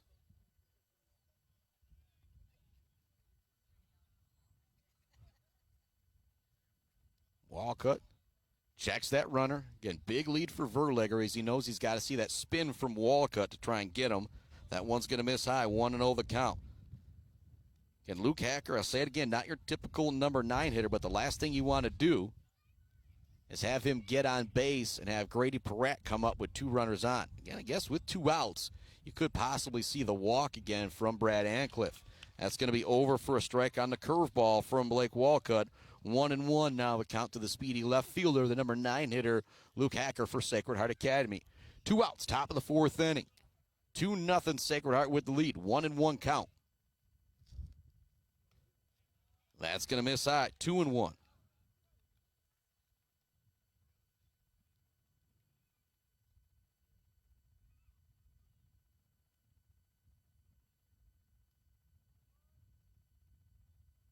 Walcott checks the runner, winds and deals. Here comes a grounder towards third. Again, not an easy play for McKinney. Nice play over by McClintock at first to dig it out. That'll leave another runner on base with a hit, no errors, no runs coming across for Sacred Heart Academy. It'll be the top of the order, due back up for the Irish in the 5th. But as we head to the bottom of the 4th inning here, due up for the Aggies, it's Eric Elias, Gary Zucker, and Will McClintock. 2-0 is the score here as we head to the bottom of the 4th inning. We'll keep our broadcast right here. Give me a moment to thank some more of our fantastic sponsors who make it possible for me to be here today, there in Montebello yesterday. And where will we be next week? We're not exactly sure. Unfortunately, regionals will be happening on next Saturday for both of these teams. It'll be the regional final and quarterfinal for baseball. We'll be able to have a baseball game. I think it'll be next Tuesday with either one of these teams. It usually is. It'll be back here at Sacred Heart Academy. Then whoever won that game would be moving on to Central Michigan University. Softball districts would be down in Vesterberg. And myself and Kyle Sandel and Buck 92 both here today because we've got Sacred Heart Academy and Beal City, that big-time ultra-local matchup. Next week, might see where they're going to be and might just kind of go the opposite place, because one of the reasons why I started this is to get as much coverage as we can for these youngsters in the mid-Michigan area, because they deserve it. What an effort from both of these teams here today. We're headed to the bottom of the 4th inning. It is 2-0 Sacred Heart Academy with the lead. 4, 5, 6, a due up for the Aggies. Back out onto the hill is Nate Siler. He's only thrown 44, make it 45 pitches now as he starts off this 4th inning with a strike. He has struck out 4 through 3. Again, coming into today, he had given up 1 earned run on the entire season. He has a .106 ERA. That one's going to miss. 1-1 the count. Elias digs back in. 424 hitter, I believe it was, for Elias' first time up. Again, he roped one out to right field. Ended up being a double play because of a fantastic play from Noah Zion out in right. That one will be over for a strike. Count is now 2-2 to Elias. Zucker on deck. He struck out his first time up. Will McClintock behind him. Comes the next pitch. Swing and a miss. It is the 5th strikeout for Mr. Siler. Actually, it's going to get away from the catcher, but a nice job by Brown throwing it out in time down to first base. Zucker now stepping to the plate. Looks down the third baseline. Coach Brad Ancliffe for the signal. I imagine he's just stepping up, swinging away. Maybe the one sign you might see is a bunt sign at the speed of Zucker. You do have Ryan Wiggins playing into the grass over at third base. First pitch going to be over for a strike to Zucker. And we see that third baseman playing in at the grass. It just kind of tells me they're elite. Makes me think of Lane Gross, the Hoover Vacuum from the state championships last couple years from the Beal City baseball team. This one's going to be fouled off by Zucker to the backstop. 0-2 now the count for the all-sport star playing left field for the Aggies here today. Digs back in on the right side, waves the bat over the right shoulder. He'll put this one into play. Tough hop for Perrette. He's able to make the play over in time for the out. Grady Perrette shows you why he has all stayed at shortstop now a couple times, or you can hear it, I guess, a couple times in this ball game. Was a fantastic play to end the third inning from a shortstop position. Another nice play there as that took a really tough hop on him. Here comes Will McClintock.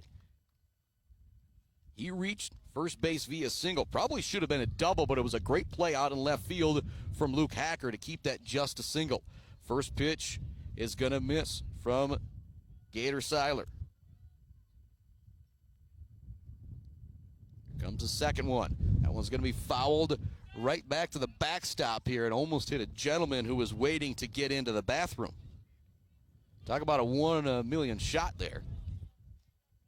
McClintock digs back in, count 1-1. Bottom fourth inning. 2-0, Sacred Academy with the lead. What a pitch from Siler there as he gets the swing and the miss from McClintock. Well, McClintock steps back in. Here comes the 1-2 from Siler. This one's going to be a rope foul. Nice job staying alive there by Will McClintock at the plate. Last year, it was a 3-0 victory for Beal City over Sacred Heart Academy. Right now, here in the bottom of the fourth inning, it's 2-0, Sacred Heart Academy with the lead. It was a great pitching performance from Brady Davis for Sacred Heart last year and from Caden Smith for Beal City. Similar today from Nate Siler and Blake Walcott. There's another strikeout. Make it 6 punch-outs for Nate. Gator Siler through 4. We're headed to the top of the fifth inning. Sacred Heart Academy leads Beal City 2-0, and it's the top of the order. Due back up. Perrette, Zion, Wiggins coming up for the Irish. We'll take a break. Be back with more Irish Aggie baseball. Almost said softball again. Right after this, here on the Mid-Michigan Sports Network. Hey, Rowan. Want to toss the ball around? No, thanks. A quick game of chess? Maybe later. Want me to teach you to ride a bike? Papa, we did all that when I was little.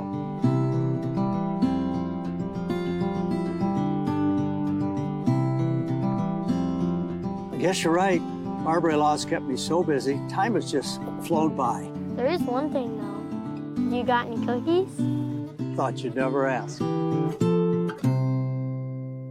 Joe Wentworth with Pradium Realty, Robin Stressman and Associates is a proud supporter of our local high school student athletes, working hard and showing pride for our community. For all of your real estate needs, go with Joe. Joe Wentworth with Pradium Realty, Robin Stressman and Associates, 989-817-1291. Block Electric Company is a proud supporter of local schools and high school student athletes, learning skills in and out of the classroom to lead our communities tomorrow. Good luck to all student athletes from Block Electric, and go Aggies! Let's head back to the action on the Mid-Michigan Sports Network. Welcome back to the Sacred Heart Academy ball fields at Earl Hartman Jr. Field. The famed coach, the 900-win coach for Sacred Heart Academy. Para Hall of Fame coaches battling it out here today with Brad Ancliffe and Earl Hartman. We're back to the top of the order for Sacred Heart Academy. On the day, Grady Perrette is 1 for 1. He had an infield single in the first inning, came around to score. He was intentionally walked in the second inning, and he was stranded. Here we go. Top of the fifth inning, 2-0 Sacred Heart Academy with the lead. Starting to get down to the nitty-gritty in this one. First pitch for Perrette is going to miss. Walcott has gotten much more efficient the last couple innings. He's at pitch number 77, so he could finish this game if he stays efficient out there for Beal City and they don't allow a bunch of base runners. Check swing there, but Perrette's going to go around 1-1. Great pitch there from Blake Walcott. Not very often you see Perrette fooled at the plate. .495 batting average, .585 on base percentage. He's added to that today. Some hard-hit doubles against Vesterberg in the first game, and he's 1 for 1 here today. He'll take that one 2-1. Brett Divs back in, batting from the left side. He's headed to Elma College next year to play shortstop for the Scots, and boy, they're going to be lucky to have him. That one's going to be right down the middle. Looked like Perrette was taking that one all the way, 2-2. Brett steps back out, kind of a half swing, looks down to third base. Coach Hartman for the sign. Waves that bat over the back left shoulder. He's going to send this one foul. We'll do the 2-2 another time. Walcott back to the circle again. He's 8-0 on the year with a .88 ERA. These two pitchers, fantastic all year long, and they've been fantastic here today in this one. Curveball over for strike three. Again, not very often do you fool Peratt at the plate, but Walcott had him fooled a couple times there. That's the fourth strikeout from Blake Walcott. That'll bring Noah Zion to the plate with the bases empty. One out here in the top of the fifth inning. Sacred Heart Academy leads Beal City 2-0 here in this district championship contest. Zion batting from the right side, rocking number 7. So the all-state point guard for the Sacred Heart Academy basketball team, be a 1,000-point scorer next year. He's going to foul off the first pitch. He's 0 for 2 on the day with a strikeout and a fly out to right field. It's a great catch out in right field from Braxton Bukovich to get him out. Walcott winds and deals with the 0-1. Curveball over for strike 2. And that's that 12-6 curveball when Walcott's got it working. Woo! He is tough to deal with. Top of the third inning, update coming from Belding. Shepherd girls on top of Big Rapids 6-0. That one's going to miss high. 1-2 now the count to Zion as he steps back in.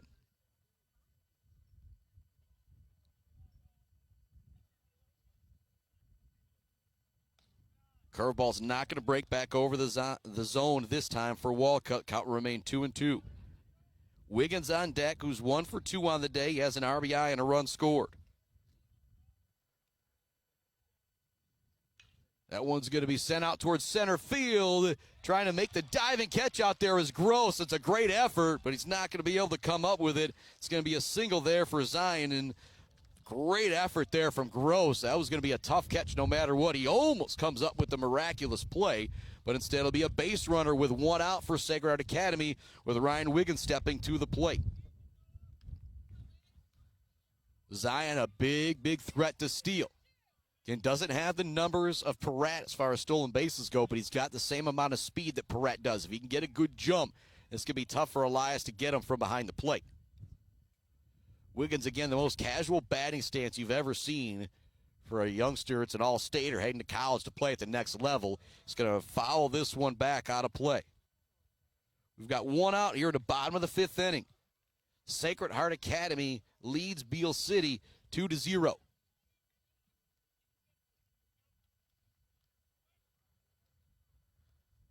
Wiggins batting from the left side, wearing number 14, the Irish out there in the red jerseys, the green lettering. Aggies out there in the royal blue jerseys, the white lettering. Walcott winds and deals. There goes Zion. It's going to be a base hit in between third and short. Wiggins is now 2 for 3 on the day. Nice job fielding out in left field by Zucker, holding the speedy Noah Zion at second base. But a big moment now. Top of the 5th inning. 2 runners on. The cleanup hitter, Jason Bogue, at the plate for the Irish. They already lead it 2-0. Chance to give themselves a little bit of insurance right here. And this will be pitch number 90 for Blake Walcott coming up. If he comes out of this game, I imagine we'll see Kyler Smith come into the game. Garrison Zucker through game 1 for Beal City.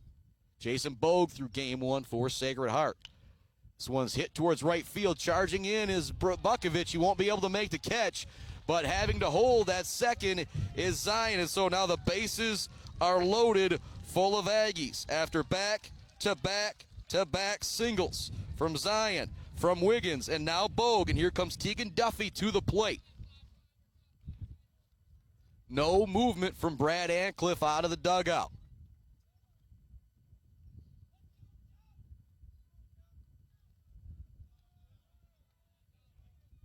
Walcott back on the bump, ready to go. Tegan Duffy on the day. He's had an RBI single, and he's grounded out to third base. It was a great play from McKinney to nab him the last time he was up. Big moment here. Duffy takes the first pitch for a strike. Wyatt Brown is on deck, who's 0 for 2 on the day. 2-0, Irish with the lead. They have got the bases loaded. Here in the top of the 5th inning.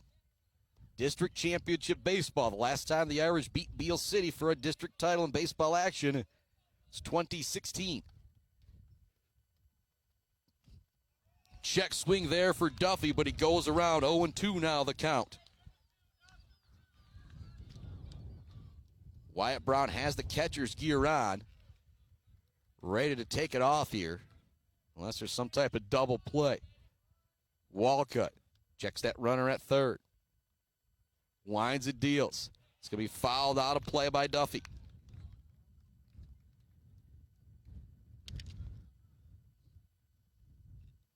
Duffy looking down the third baseline for the signal from Coach Hartman. Bases loaded. 0-2 the count. 1 out. Top of the 5th inning. Sacred Heart leads Beal City 2-0, and they've got them loaded. That one's going to miss high. Pitch number 94 there for Blake Walcott. After 105, that will be his final batter, so he's not going to finish this one. It's maybe mathematically possible for him to finish it, but we're going to see Kyler Smith out here in a little bit for Beal City. This one's going to be fouled down the first baseline, out of play for Duffy. This will be pitch number 6 of the at-bat coming up for Tegan Duffy. Count remains 1-2. Start to see some cars pull in there beyond the outfield fence. I think if you're driving by right now, you say, ooh, we got to check this out. Duffy awaits Walcott, taking his time getting the sign from Elias behind the plate. Winds and deals. It's going to be fouled to the backstop. Tegan Duffy, like the old Bee Gees song, staying alive at the plate. Count remains 1-2. This will be pitch number 7 of the at-bat upcoming for Tegan Duffy.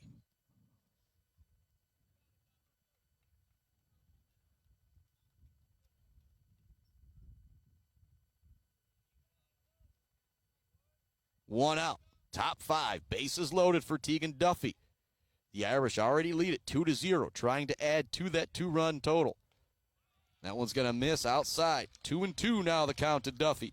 Not a bad idea there by Walcott to try and get him to chase after he's fouled off 3 straight with 2 strikes.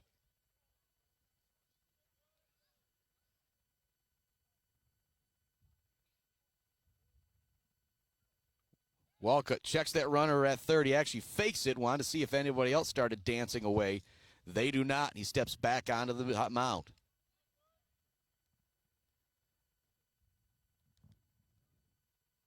Duffy batting from the right side. Counts 2-2.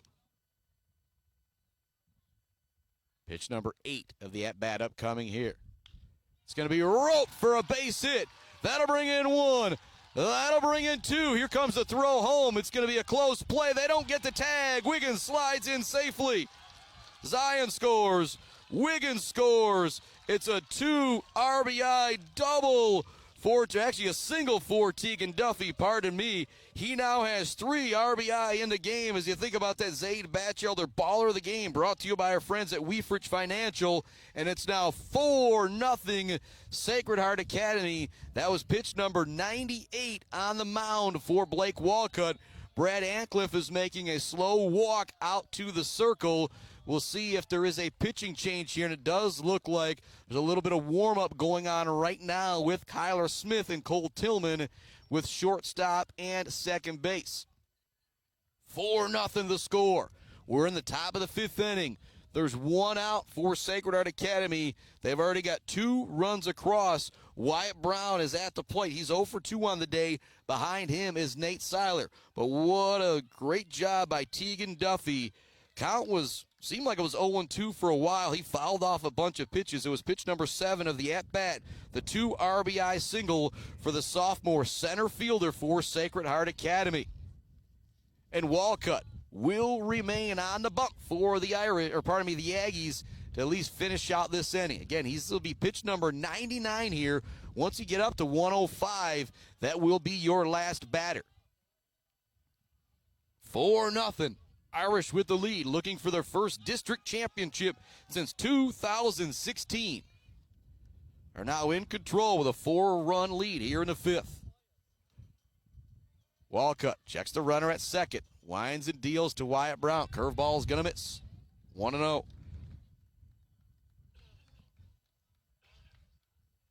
Brown digs back in. Now he's going to step out for a moment.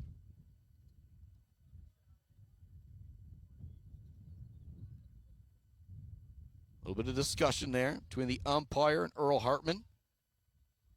Brown steps back in. Couple swings of the bat with the left hand. Now he puts it back over the right shoulder in the back of the batter's box on the right side. Runners at first and second. One out. Top of the fifth inning. 4-0 Irish with the lead. It's going to miss outside. 2-0 now the count to Wyatt Brown. Nate Siler is on deck for the Irish. That is pitch number 100 for Blake Walcott.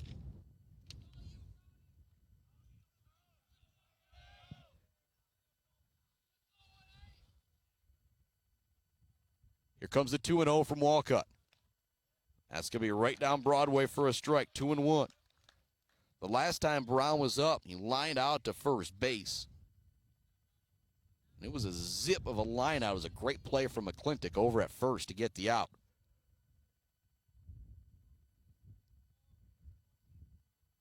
Brown awaits. That's going to miss. 3-1 now the count. So either Brown or Siler will be the last batter that Walcott will face.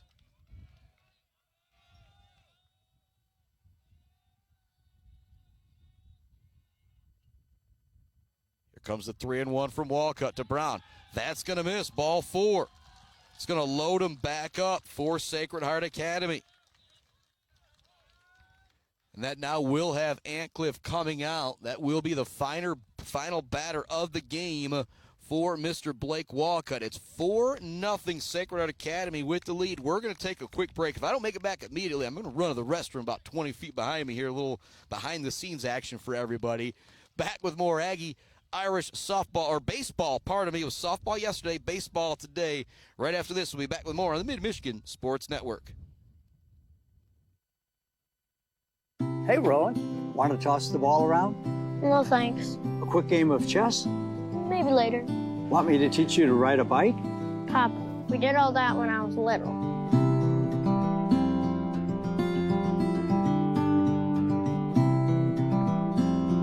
I guess you're right. Marbury Law's kept me so busy, time has just flown by. There is one thing, though. You got any cookies?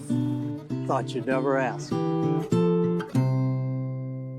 Joe Wentworth with Pradium Realty, Robin Stressman and Associates, is a proud supporter of our local high school student athletes, working hard and showing pride for our community. For all of your real estate needs, go with Joe. Joe Wentworth with Pradium Realty, Robin Stressman and Associates, 989-817-1291. Block Electric Company is a proud supporter of local schools and high school student athletes, learning skills in and out of the classroom to lead our communities tomorrow. Good luck to all student athletes from Block Electric, and go Aggies!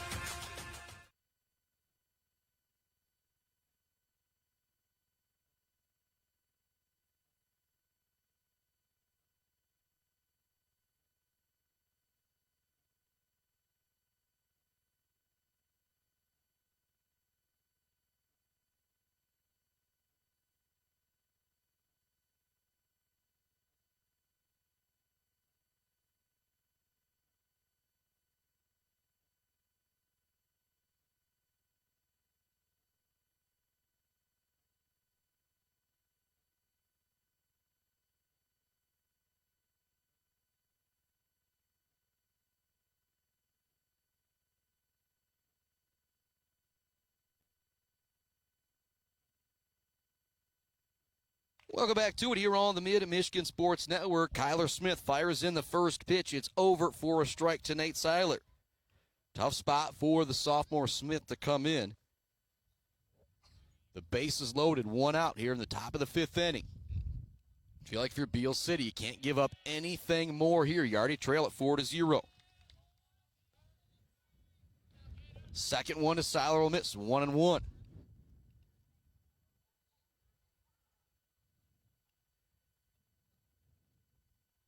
Smith winds and deals. That one's going to miss, high and inside. 2-1 now the count.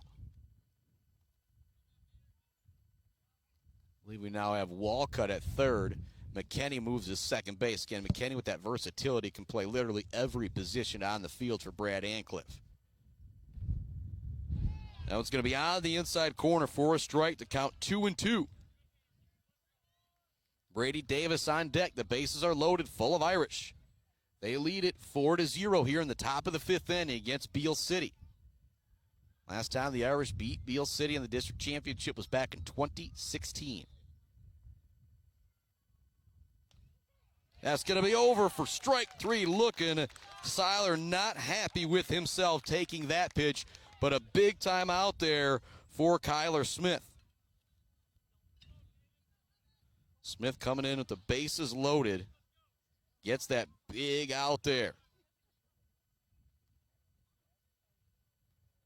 Now Brady Davis stepping up. 2 outs, bases loaded. Big moment here in this game. Outside corner for a strike.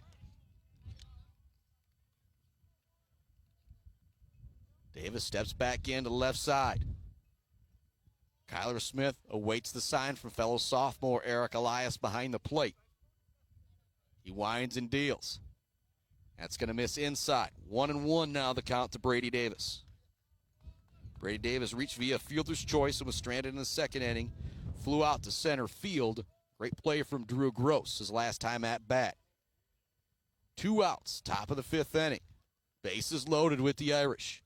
At the plate, Davis. On the mound, Smith. Grounder right back to Kyler Smith. He fields it. Smooth throw over to first in time. So big time there. The Irish do get 2 more runs across, but they leave them loaded. So we are headed to the bottom of the fifth inning.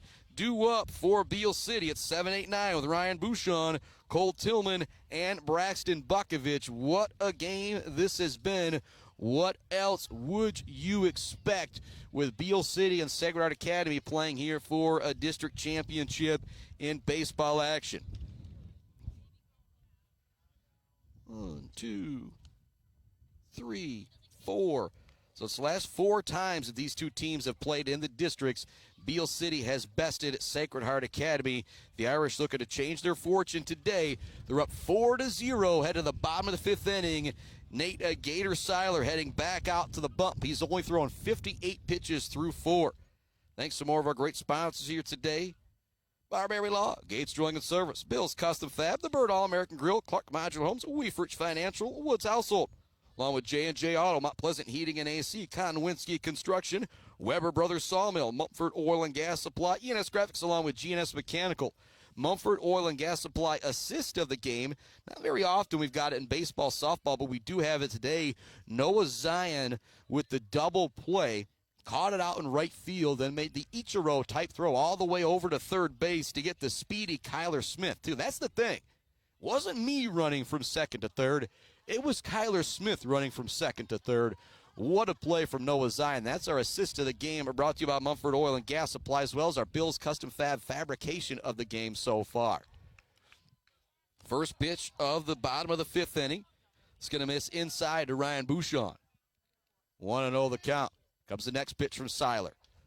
That's going to be low. Count now 2-0. Siler working quickly. Winds and deals with the 2-0. That one's going to be fouled out of play by Bouchon. Bouchon reached via fielder's choice. His first time up and was stranded there. It's 4-0 here in the bottom of the fifth inning. Gator Siler's only given up 1 earned run this entire year. You can see why as he is dealing out there for the Irish. He has struck out 6 through 4. 2-2 now the count to Bouchon. Another strikeout for Siler. Make it 7 strikeouts through 4 1/3 for the sophomore. Man, he is dealing. Cole Tillman stepping up to the plate. He struck out his first time up. Siler dealing. First pitch is going to be a swinging strike for Tillman. The freshman Braxton Bukovich on deck. He struck out his first time up. Siler's going to get the inside call that time. Nice job framing it from Wyatt Brown behind the plate. Second or third time I've said that today. Siler now could waste one here, trying to get Tillman to chase. And instead he turns up the gas and smokes it right by him. Strikeout number 8 for Gator Siler. and that is now 3 strikeouts in a row going back to end of the 4th inning. Braxton Bukovich now stepping to the plate, batting from the left side. He struck out his last time up.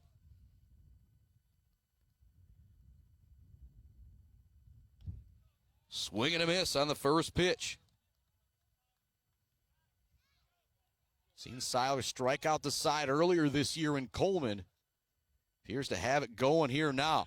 Second pitch is going to break back over for a strike. What a move. What a curveball. What a breaking ball there from Siler.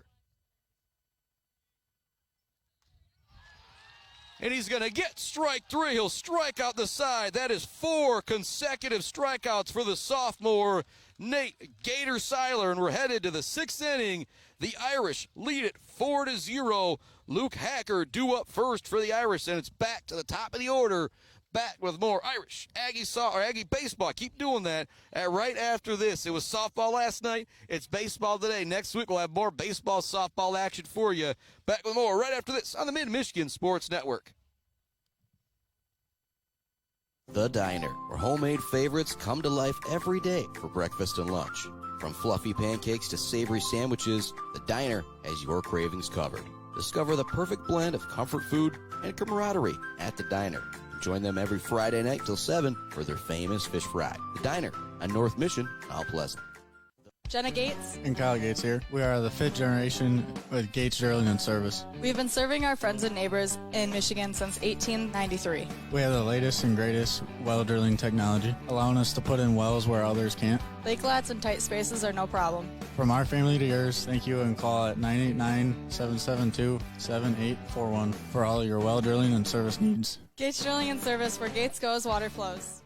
Bryce Updegraff with Pradium Realty, Robin Stressman and Associates. Thanks to coaches and officials who put in the time to help student athletes achieve their dreams and goals. For all of your real estate needs, the Bryce is right with Bryce Updegraff. With Pradium Realty, Robin Stressman and Associates. 989-620-6595. Let's head back to the action on the Mid-Michigan Sports Network. Welcome back inside our Barberry Law Studios, built by Konwinski Construction, here today at the ball fields at Sacred Heart Academy. Luke Hacker stepping up to the plate. Number 9 hitter plays left field for the Irish. He's 0 for 2 on the day. He's had some big plays out in left field. Kept a double from, or kept a nicely hit ball from being a double, made it a single. Sprinting over towards center field to get it. Here comes a hit right up the middle. Hacker with the single.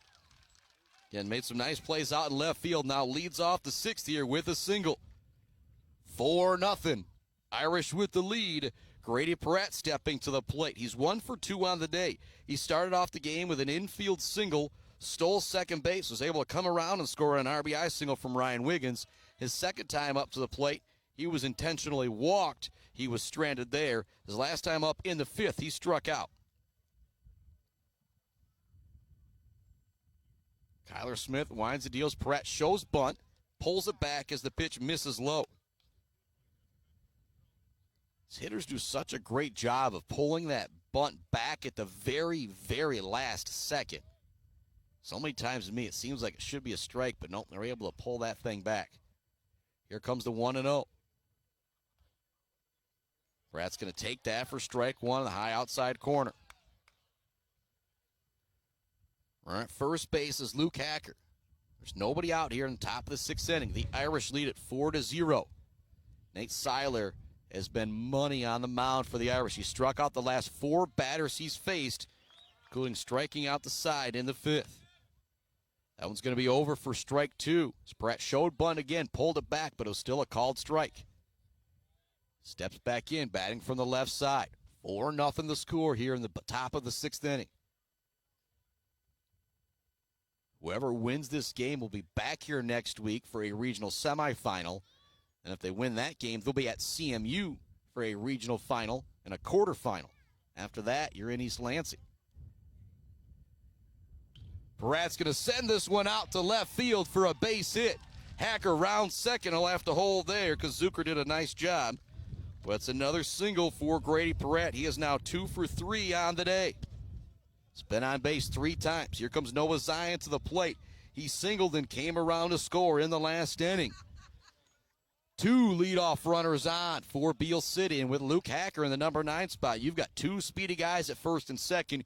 You got to watch out for the double steal here if you are Beal City. Still nobody out here in the top of the 6th inning. 4-0, Irish with the lead. Eric Elias making sure everybody in the infield has got the correct signal. Playing in a little bit over at third base is Walcott. Zion digs in. Shows bunt. It's going to miss inside 1-0.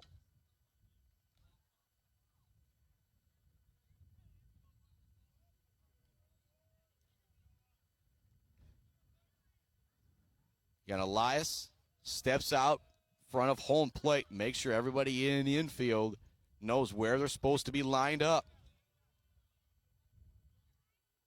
Zion ready for the 1-0. Pratt leads from first. Hacker leads from second. Smith checks the runners. Showing bunt again is Zion. He gets it down. They look to go to third. They're not going to get the lead out. Smith tried to make the quick play, but it's going to be a bunt single for Noah Zion, and the bases are now loaded for Ryan Wiggins. Wiggins is 2 for 3 on the day with 2 runs scored. As you think about that Zaid Batchelder baller of the game, Wiggins has been great at the plate.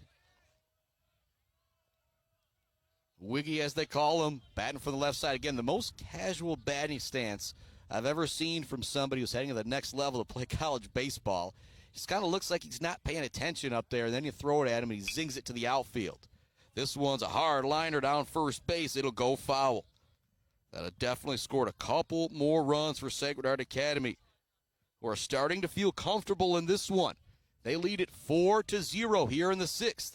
The bases are loaded. There is still nobody out with your 3-4 hitters due up.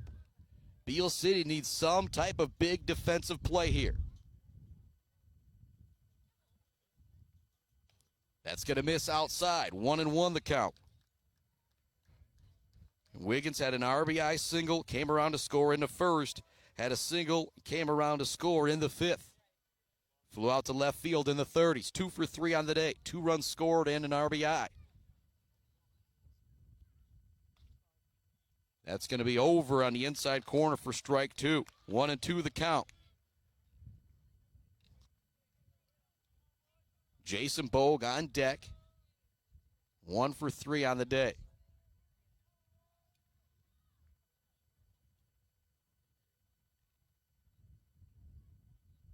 Wiggins awaits the 1-2. Smith checks the runners. He winds. He deals. That's going to miss outside. 2-2 the count. Great job by Eric Elias using his range to stay in front of that one. And definitely scored that runner from third and Luke Hacker. 2-2 the count. Wiggins steps back in, batting from the left side. Bases loaded, full of Irish to count 2-2. Smith checks the runners. He winds. He deals. Wiggins going to go down on strikes. A big-time punch out there from Kyler Smith. Now stepping to the plate is Jason Bogue. He's 1 for 3 on the day with a pair of strikeouts and a single.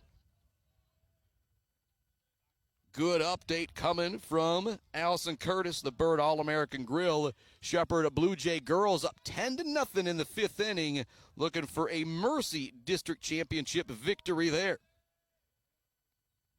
The Clare Pioneers will take on Farwell coming up in just a bit, but they've already blasted Farwell a couple times this year, so I expect them to be big winners. Both of our Mount Pleasant Oiler teams lost earlier today. Checking in on the score with the Shepherd Blue Jays as they take on Swan Valley. They trail 2-0.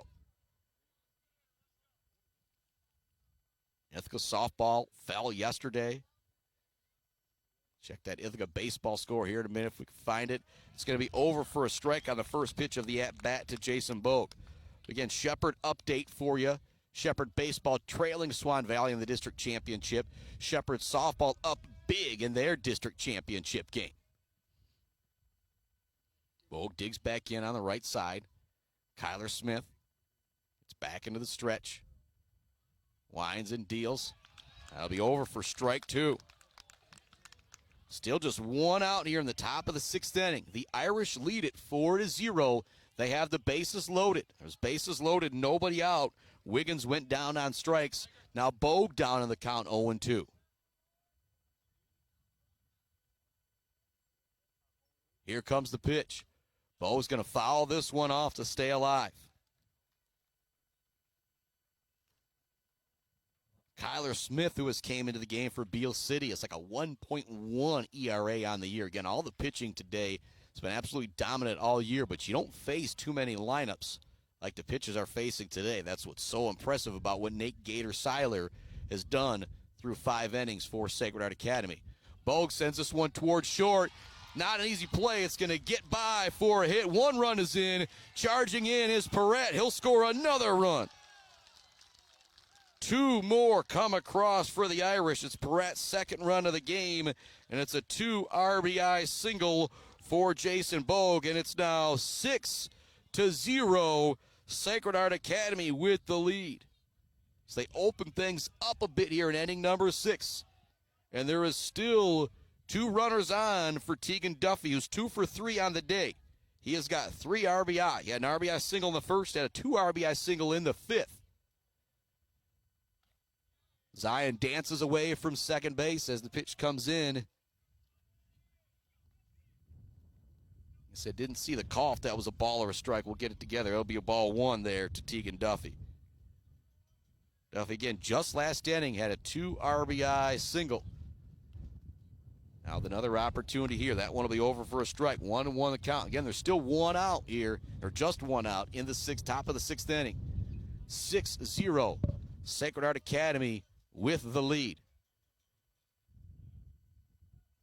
Kyler Smith steps off the bag, or steps off the rubber, now steps back on. Duffy back into the batter's box, ready to go. The Aggies already going to need 1 run per out that they've got left. Duffy, a big swing and a miss at that one. He's now down the count, 1-2. So if you're the Aggies, down to your final 6 outs here, 3 in the 6th, 3 in the 7th, and now you trail by 6 runs. You feel like you can't let anything else come across here in this 6th inning. Count 1-2 to Duffy. Wyatt Brown awaits on deck. Smith winds and deals. It's going to be fouled out of play. A reminder of why I put my car in the back of the parking lot after I unload my stuff. 6-0. Sacred Heart Academy with the lead over Beal City. Here in the top of the 6th inning. District Championship Baseball here on a Saturday on the Mid-Michigan Sports Network. That one's going to bounce in there. Great job by Elias to keep it in front of him, not allowing the runners to advance from second to second and third. It's Zion at second. It's Bogue at first after his 2 RBI double moments ago. Or his 2 RBI single moments ago, pardon me. 2-2 the count. Duffy digs back in. This one's going to be hit hard for a single. That's going to bring in the speedy Noah Zion. Zucker makes a throw, but it won't be in time. Now the runner is safe at third. Moving up to second is Duffy. And so that is Duffy's 3rd RBI single of the game. What a day for Tegan Duffy. Bogue moves up to 3rd as they try and get the runner at home. Duffy moves up to 2nd. But Duffy had an RBI single in the 1st, grounded out to 3rd to end the 3rd, had a 2 RBI single in the 5th, and now an RBI single here in the 6th. As you think about that Weber Brothers Sawmill Timber of the game, the Zaid Batchelder baller of the game, Tegan Duffy making his case right now for Sacred Heart Academy, and it's now 7-0 Irish. Still just 1 out here at the top of the 6th inning. Wyatt Brown shows bunts, a suicide squeeze. Nice job by McKenney covering from second base. The run still comes in with Jason Bogue, but a sacrifice RBI there from Wyatt Brown, and it's now 8-0 Irish with the lead. Runner at third base is Jason Bogue, or pardon me, runner at third base is Tegan Duffy as Siler steps to the plate. Siler on the mound has struck out 9 Aggie batters through 5 innings. He's got plenty of pitches to go to finish this one out. The Aggies are going to have to figure something out offensively if they're going to come back and win this one in the district championship. Again, you're talking about the last 3 years, 3 years ago, Beal City lost in the state finals. The last 2 years, they won the state finals. Now going to have something miraculous happen here to stay alive in the districts. Siler takes that one.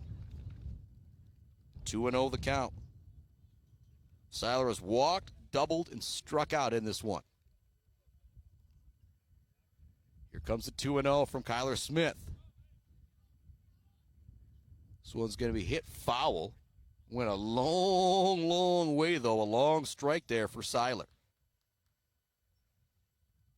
8-0 the score here.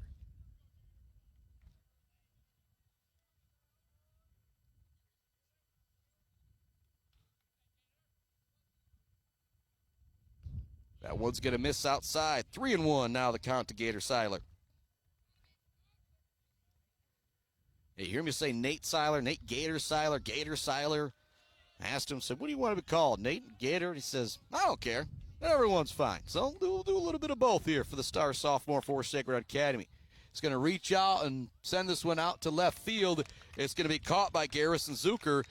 And so that will get us out of the top of the 6th inning. But more damage done from Sacred Heart Academy as they put 4 runs across. It is 8-0 as we head to the bottom of the 6th inning. Due up for the Aggies. It's the top of the order with McKinney, Smith, Walcott. The problem, Mr. Siler has struck out 4 in a row on the bump for Sacred Heart Academy. He has struck out 9 Aggies through 5. Beal City is down to their final 6 outs, but this is a team that believes they're going to win every single game, and so you can't nap on them for 1 second if you're Sacred Heart Academy. More love going out to our friends.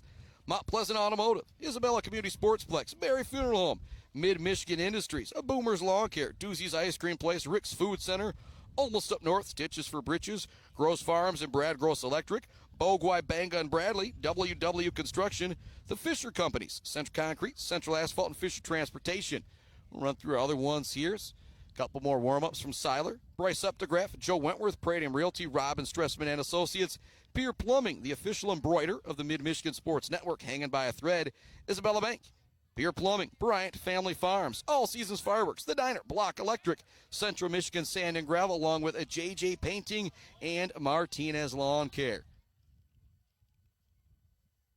Top of the order for Beal City, bottom of the 6th inning. They trail it 8-0. They're going to need a couple rallies here, but it's going to have to start right now with Owen McKinney at the top of the order. It was 0 for 2 on the day with a strikeout and a fly out to left field. I think it's 28 games that this Beal City team has won. So that's 184 varsity wins that Owen McKinney has had. Think about that, 184 varsity wins. He singles this one out to right field. That's what you needed if you're Beal City to get this rally going, with just that leadoff single from the leadoff hitter here in the 6th inning. You've got it. Kyler Smith steps back in. Again, for McKinney, he's a threat to steal, but down 8 runs. I don't think we're going to see any type of steal from Brad Ancliffe. It's going to be about move the count, move the lineup, just keep it going through. First pitch is over for a strike to Kyler Smith. And that's the thing about Gator Siler, that first pitch strike, seems like he gets it with every single batter. He's only at 72 pitches here in the bottom of the 6th inning. He's got 9 punch-outs. He's going to miss on that one, 1-1 the count. Kyler Smith is 2 for 2. Couple singles, couple stolen bases, but he's obviously been stranded each time he's been on, as it's 8-0 Sacred Heart Academy. He's going to send this one down the third baseline. They look to get that lead runner.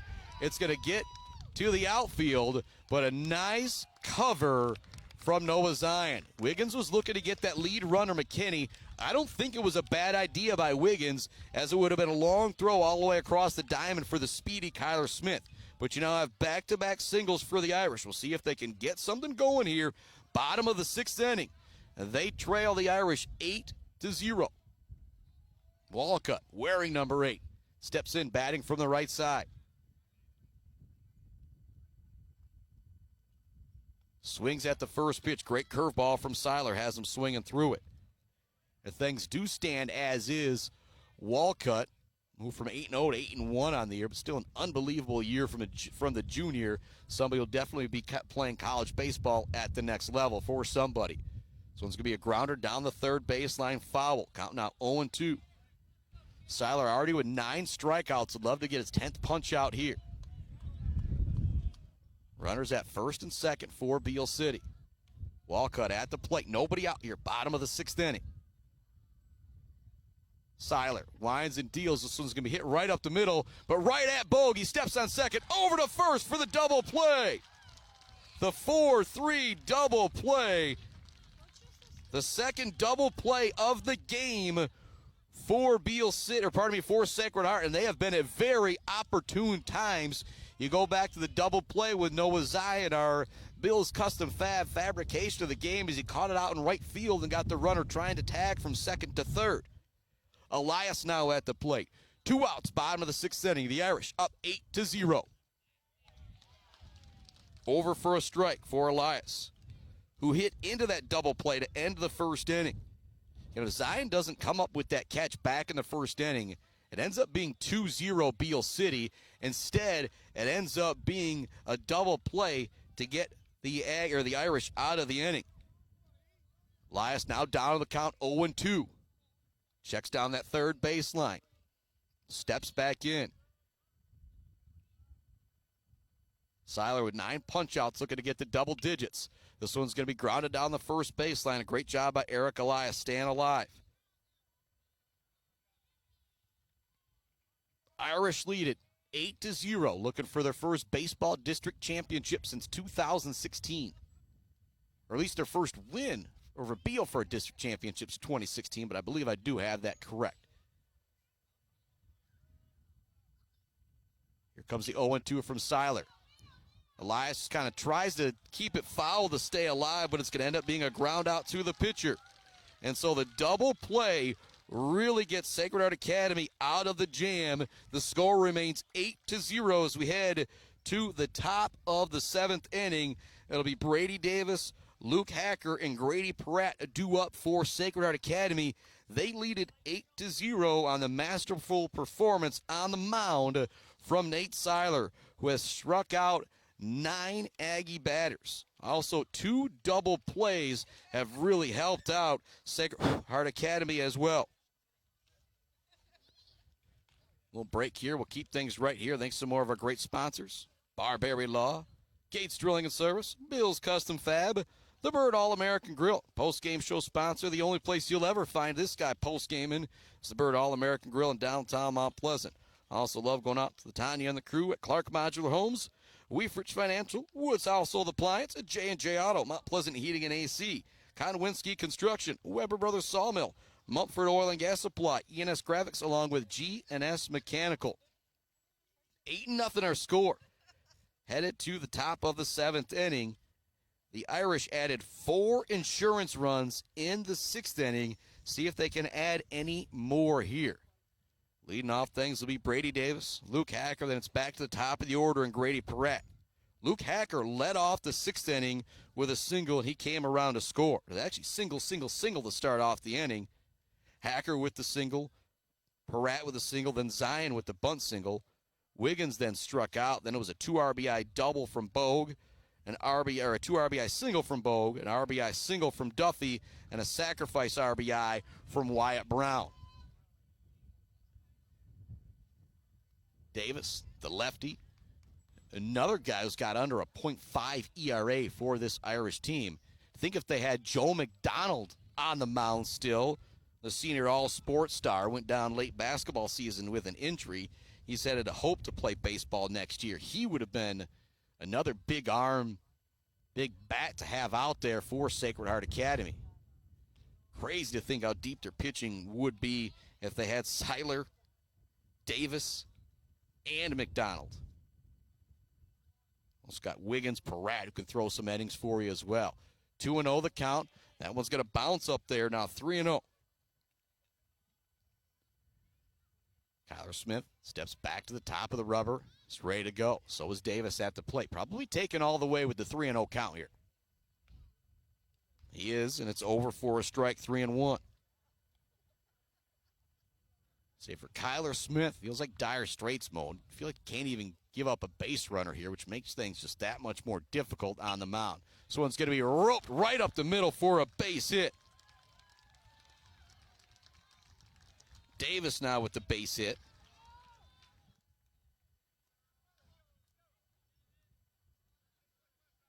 Luke Hacker now stepping up to the plate. It's 8-0. Irish with the lead. Top of the 7th inning. Nate Siler will be back on the bump for the Irish for the 7th. It'll be 5, 6, 7. Zucker, McClintock, and Bouchon due up for the Aggies. 9 punch-outs for Siler. He has had a dominant performance here today for the Irish. I've said it a couple times. I'll mention again. He's just a sophomore. The all-sports star going to do some big things for the Irish here in the next few years. Hacker steps back in, batting from the right side. Nobody out, top of the 7th inning. Smith checks that runner at first. It's going to bounce up there. Elias keeps it in front of him to hold that runner at first base. Big gust of wind here. The ball fields at Sacred Heart Academy. Seems like it could be a nice day in town, but then you come out here to Sacred Heart and you're going to be dealing with 20-mile-an-hour winds no matter what. That one's going to miss high. 2-0 now the count to Hacker. Again, if you're Beal City, it's such a tough position to be in. You got one more at bat. You're still in this game, but now you can't let these guys give up anything. It just makes everybody a little bit more nervous, a little bit more tense out there. Makes that defense, makes that pitching that much more difficult. Hacker digs back in. Short lead for Davis over at first. That's going to be over for a strike. 2-2 now the count to Hacker. Grady Perrette on deck. He's 2 for 3 on the day. Couple singles, 2 runs scored, strikeout, and an intentional walk.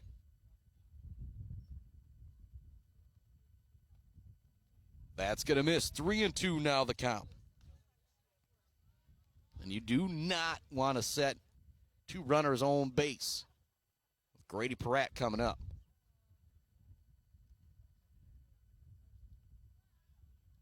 Smith winds deals. He's going to get the punch out. Big time strikeout there from Kyler Smith. Again, you don't want to have 2 runners on with Perrette coming to the plate. You're already going to need to score 8 in the bottom of the 7th inning. Perrette this year broke his dad's stolen bases record, hits record, runs record for season and career at Sacred Heart Academy. He's going to rope this one down the left field line, but it's going to go foul. A lot of speed at first base there with Davis. Actually, it looks like we might have Jackson Verlager in pinch running for Brady Davis as well. I think Davis is going to take some warm-up pitches. Surprised to see Gator Siler come out of this game. It's not venture of having too many pitches, but we'll see what happens here. Scott Perrette, Earl Hartman, doing a lot longer than I am. 900 wins for Earl Hartman, matter of fact. 1-1 the count as Perrette digs back in on the right side, or the left side, pardon me. He's going to foul this one to the backstop. 1-2 now the count. Noah Zion on deck. He's 2 for 4 on the day. 1 out, top of the 7th inning. Beal City with an 8-0, or pardon me, Sacred Heart with an 8-0 lead over Beal City here in the district championship. Brad at the plate, looking to add to that 8-run lead. Taking second base all the way as Verlager slides in safely. 2-2 now the count, I believe, now to Perrette as well. Still don't see it up there on the scoreboard. There it goes. So now a runner in scoring position for Perrette here with Verlager.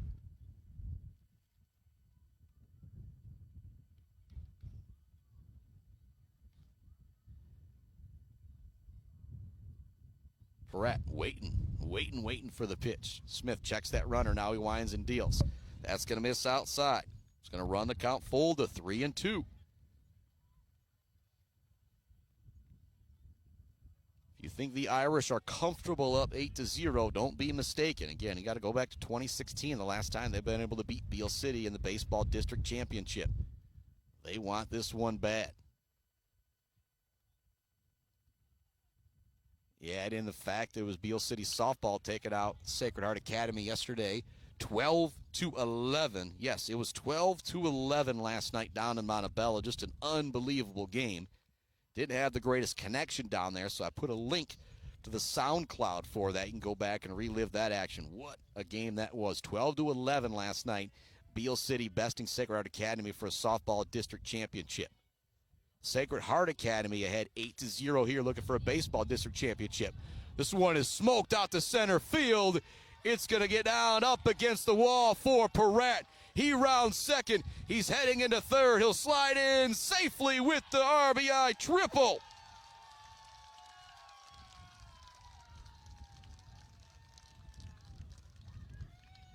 Coming all the way around from, I guess, second after he stole was Jackson Verlegger, the pinch runner for Brady Davis. It is 9-0 Sacred Heart Academy here in the top of the seventh inning. Zion steps in, batting from the right side. Definitely a threat to drop down a bunt here with Walcott playing back at third base, having to hold that runner on a bit. They fake the throw back over to third.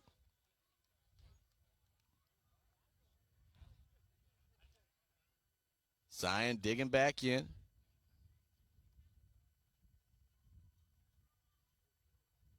Here comes the pitch. It's going to be way inside 1-0.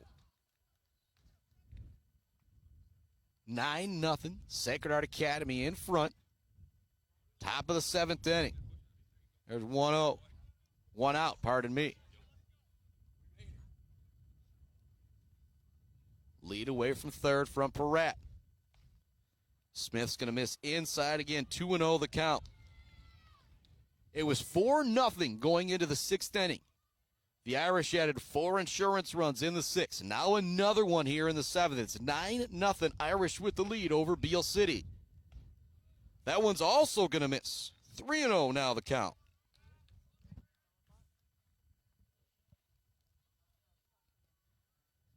There hasn't been a bunch of walks surrendered by the Aggie pitchers, but just a great job staying alive at the plate on some 2-strike pitches and whatnot from Sacred Heart has really drove up the pitching count for Beal City. And as I say that, there is a walk for Zion. And so now runners on the corners with Peratt at third, Zion at first, and Wiggins now stepping up to the plate. 9-0 Sacred Heart Academy leads Beal City. Wiggins on the day is 2 for 4 with a pair of singles. He's got an RBI, a couple runs scored as well. Still just one out here. Top of the seventh inning, 9-0 Sacred Heart with the lead. First pitch is going to be on the outside corner. Strike one to Wiggins.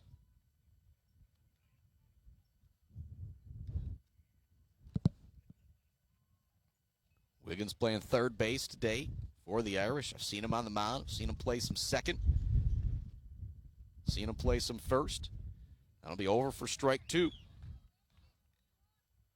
Jason Bogue on deck.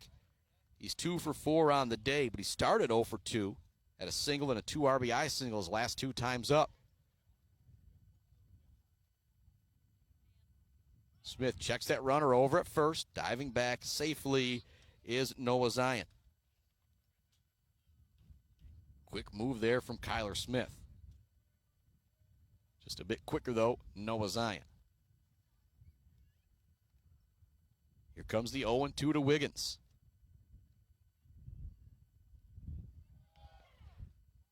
Zion looking to take second base. He does. Holding at third is Peratt. I'm a little surprised he didn't try and go after the throw from behind the plate. That will be strike 3 going against Wiggins as well. So here comes Bogue to the plate. Runners at second and third with 2 outs. 9-0 the Irish with the lead. It's going to be really tough no matter what if you're Beal City, but you feel like if Bogue gets a hit here, the double-digit comeback is just, it's going to be really, really tough if you're Beal. Bogue waves the bat over the back right shoulder. First pitch is going to be over for a strike.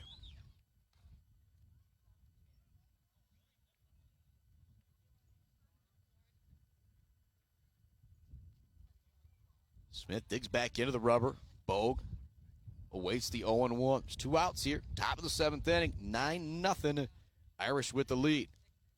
That's going to be over for a strike. Due up for Beal City. It's going to be 5, 6, 7 with Zucker, McClintock, and Bouchon. We'll see if it's Siler that comes back out onto the bump. Brady Davis did have a pinch runner, was taking some warm-up pitches. We'll see if he does come into the game. Bo's going to take that one on 0-2. It's going to miss high. The wind continues to whip here at the Sacred Heart Academy ball fields.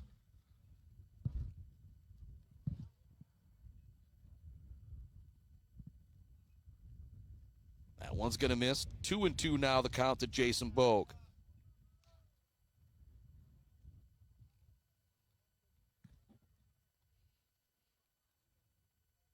Wade Mandel would say, a whole lot of 2s up there. 2 balls, 2 strikes, 2 outs. Bogue digs back in, runners at 2nd and 3rd. Going to put his team up by double digits with a hit here. He's going to send this one out towards right field. Bukovic chasing, trying to get there. It's going to get down in. No, they're going to say it's foul. That would have been 2 more runs coming in for the Irish. Instead, it's just a long strike for Jason Bogue. Pitch number 6 of the at-bat upcoming here for the all-sports superstar for Sacred Heart Academy.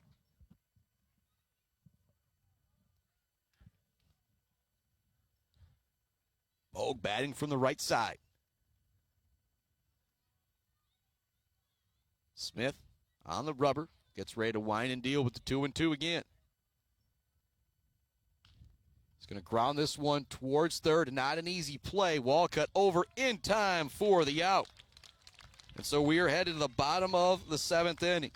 It is going to be really, really tough for Beal City, but you're back-to-back state champions for a reason, as Zucker, McClintock, Bouchon, Tillman, Bukovic, then back to the top of the order. And I say all those names because they're all going to need to come up for Beal City to be able to come back in this one.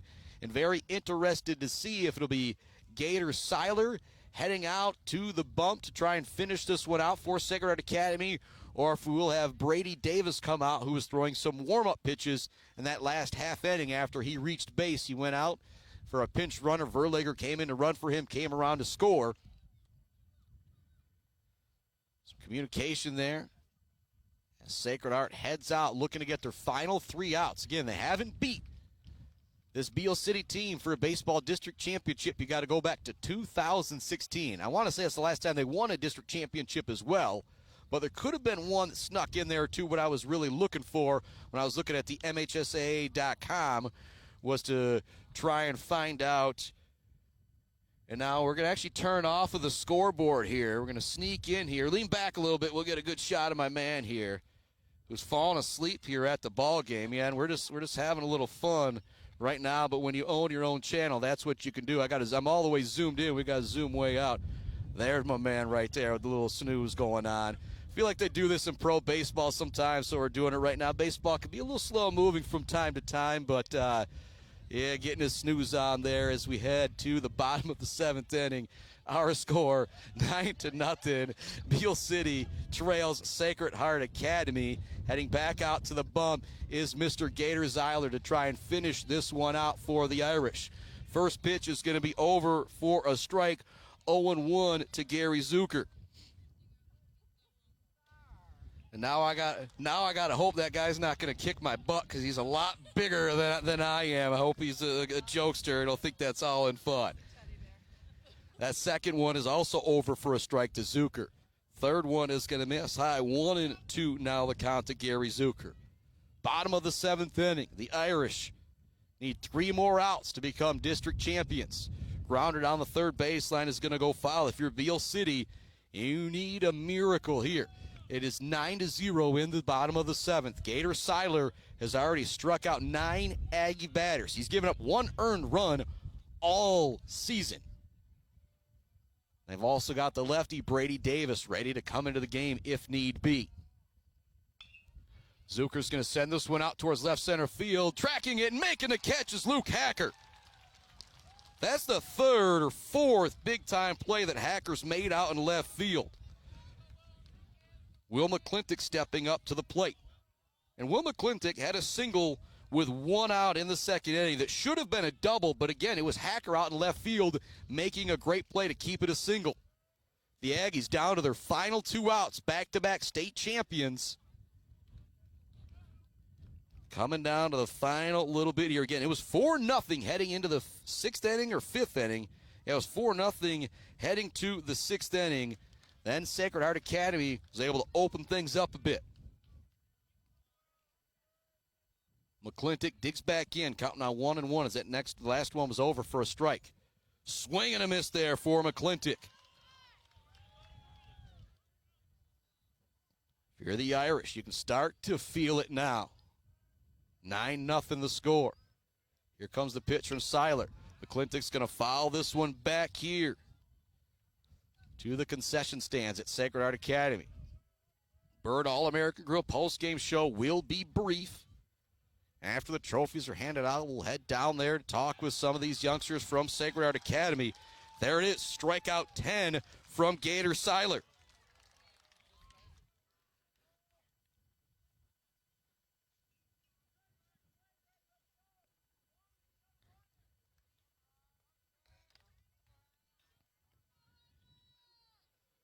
Bouchon digs in. The final out here. An update, the Shepherd Blue Jay girls district championship winners 15-0 in 5 innings. Absolutely rolling their districts, but things are going to get really, really tough with either Gaylord or Escanaba coming up in regionals. Strike 2. 0-2 the count. Bouchon digs back in. Here comes the pitch from Siler. He's going to foul this one off. The Irish team ready to jump out of the dugout here. Siler digs back in. Here comes the pitch. It's going to miss outside. The Aggies down to their final strike. Need some type of miracle rally here. It's 9-0. Irish with the lead here in the 7th. Here comes the next pitch. It's going to be grounded down the third baseline, just foul. Bouchon is 0 for 2 on the day. The fielder's choice and a strikeout. The senior steps back in. Siler already with 10 punch-outs through 6 2/3.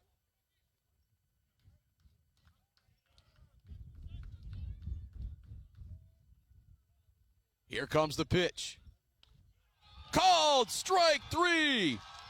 That'll do it. The Irish win it 9-0 over Beal City. The first time they've bested their rivals for a baseball district championship, going back all the way to 2016. We're going to take a break here on the Mid-Michigan Sports Network. We'll come back with our Bird All-American Grill postgame show, talk about our Zaid Batchelder baller of the game, and then we'll head down to the field, talk with some of these Irish players about their big district championship victory. We'll be on the phone, Facebook. It might be a little windy down there, but we will make it happen. 9-0, Sacred Heart Academy, district champions over their rival Beal City. Back with our Bird All-American Grill postgame show right after this. When your team or business needs to look good, don't get left hanging. Call or stop by Hanging by a Thread in Wademan, the official embroiders for the Mid-Michigan Sports Network. Hanging by a Thread, proud supporter of local schools. J&J Auto in Wademan is Mid-Michigan's elite automotive repair shop. J&J Auto offers complete collision repair and mechanical repair. Stop by on Wademan Road or call them today at 989-644-8908. J&J Auto, proud supporters of high school student athletes. Value is not just a price. When you buy something for your home, it's an investment. Knowing that you're getting a great deal and service after the sale is priceless. At Woods Household, we only carry quality products for your home at competitive prices. Furniture that is attractive and durable. Comfortable mattresses that last for years. Flooring that stands up to wear and tear. These are all products that last by trusted name brands like FlexSteel, Serta, Whirlpool, and many more. So shop the Woods way.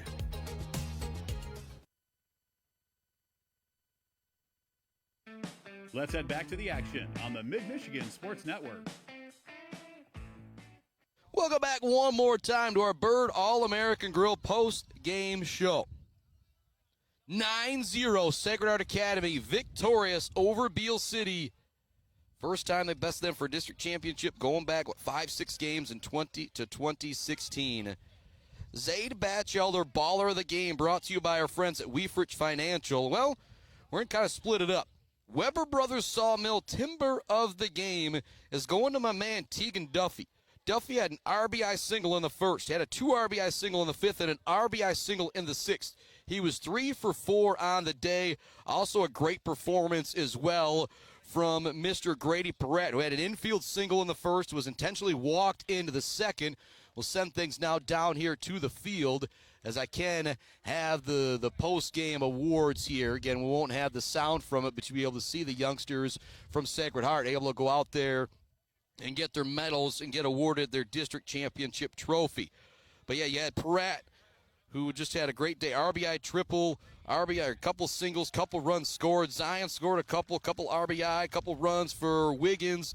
But our Weber Brothers Sawmill timber of the game, Mumford Oil and Gas Supply, Gates Joining and Service driller of the game, driver of the game, all that stuff. Mr. Tegan Duffy, 3 for 4 on the day with 4 RBI. Big-time play from Duffy, the center fielder. But our Zaid Batchelder, baller of the game, Mr. Nate Gator Siler, another sophomore along with Duffy. He strikes out 11 batters, mows through a really, really good Beal City lineup. He has given up one earned run this entire season. Congratulations to the Sacred Heart Academy Irish district champions on the baseball diamond. They are going to be big favorites now to head all the way to East Lansing, very similar to that Beal City softball team. And so we'll get the split. Last night, Beal City softball gets a 12-11 win. Today, Sacred Heart baseball gets the 9-0 win. What a game it was.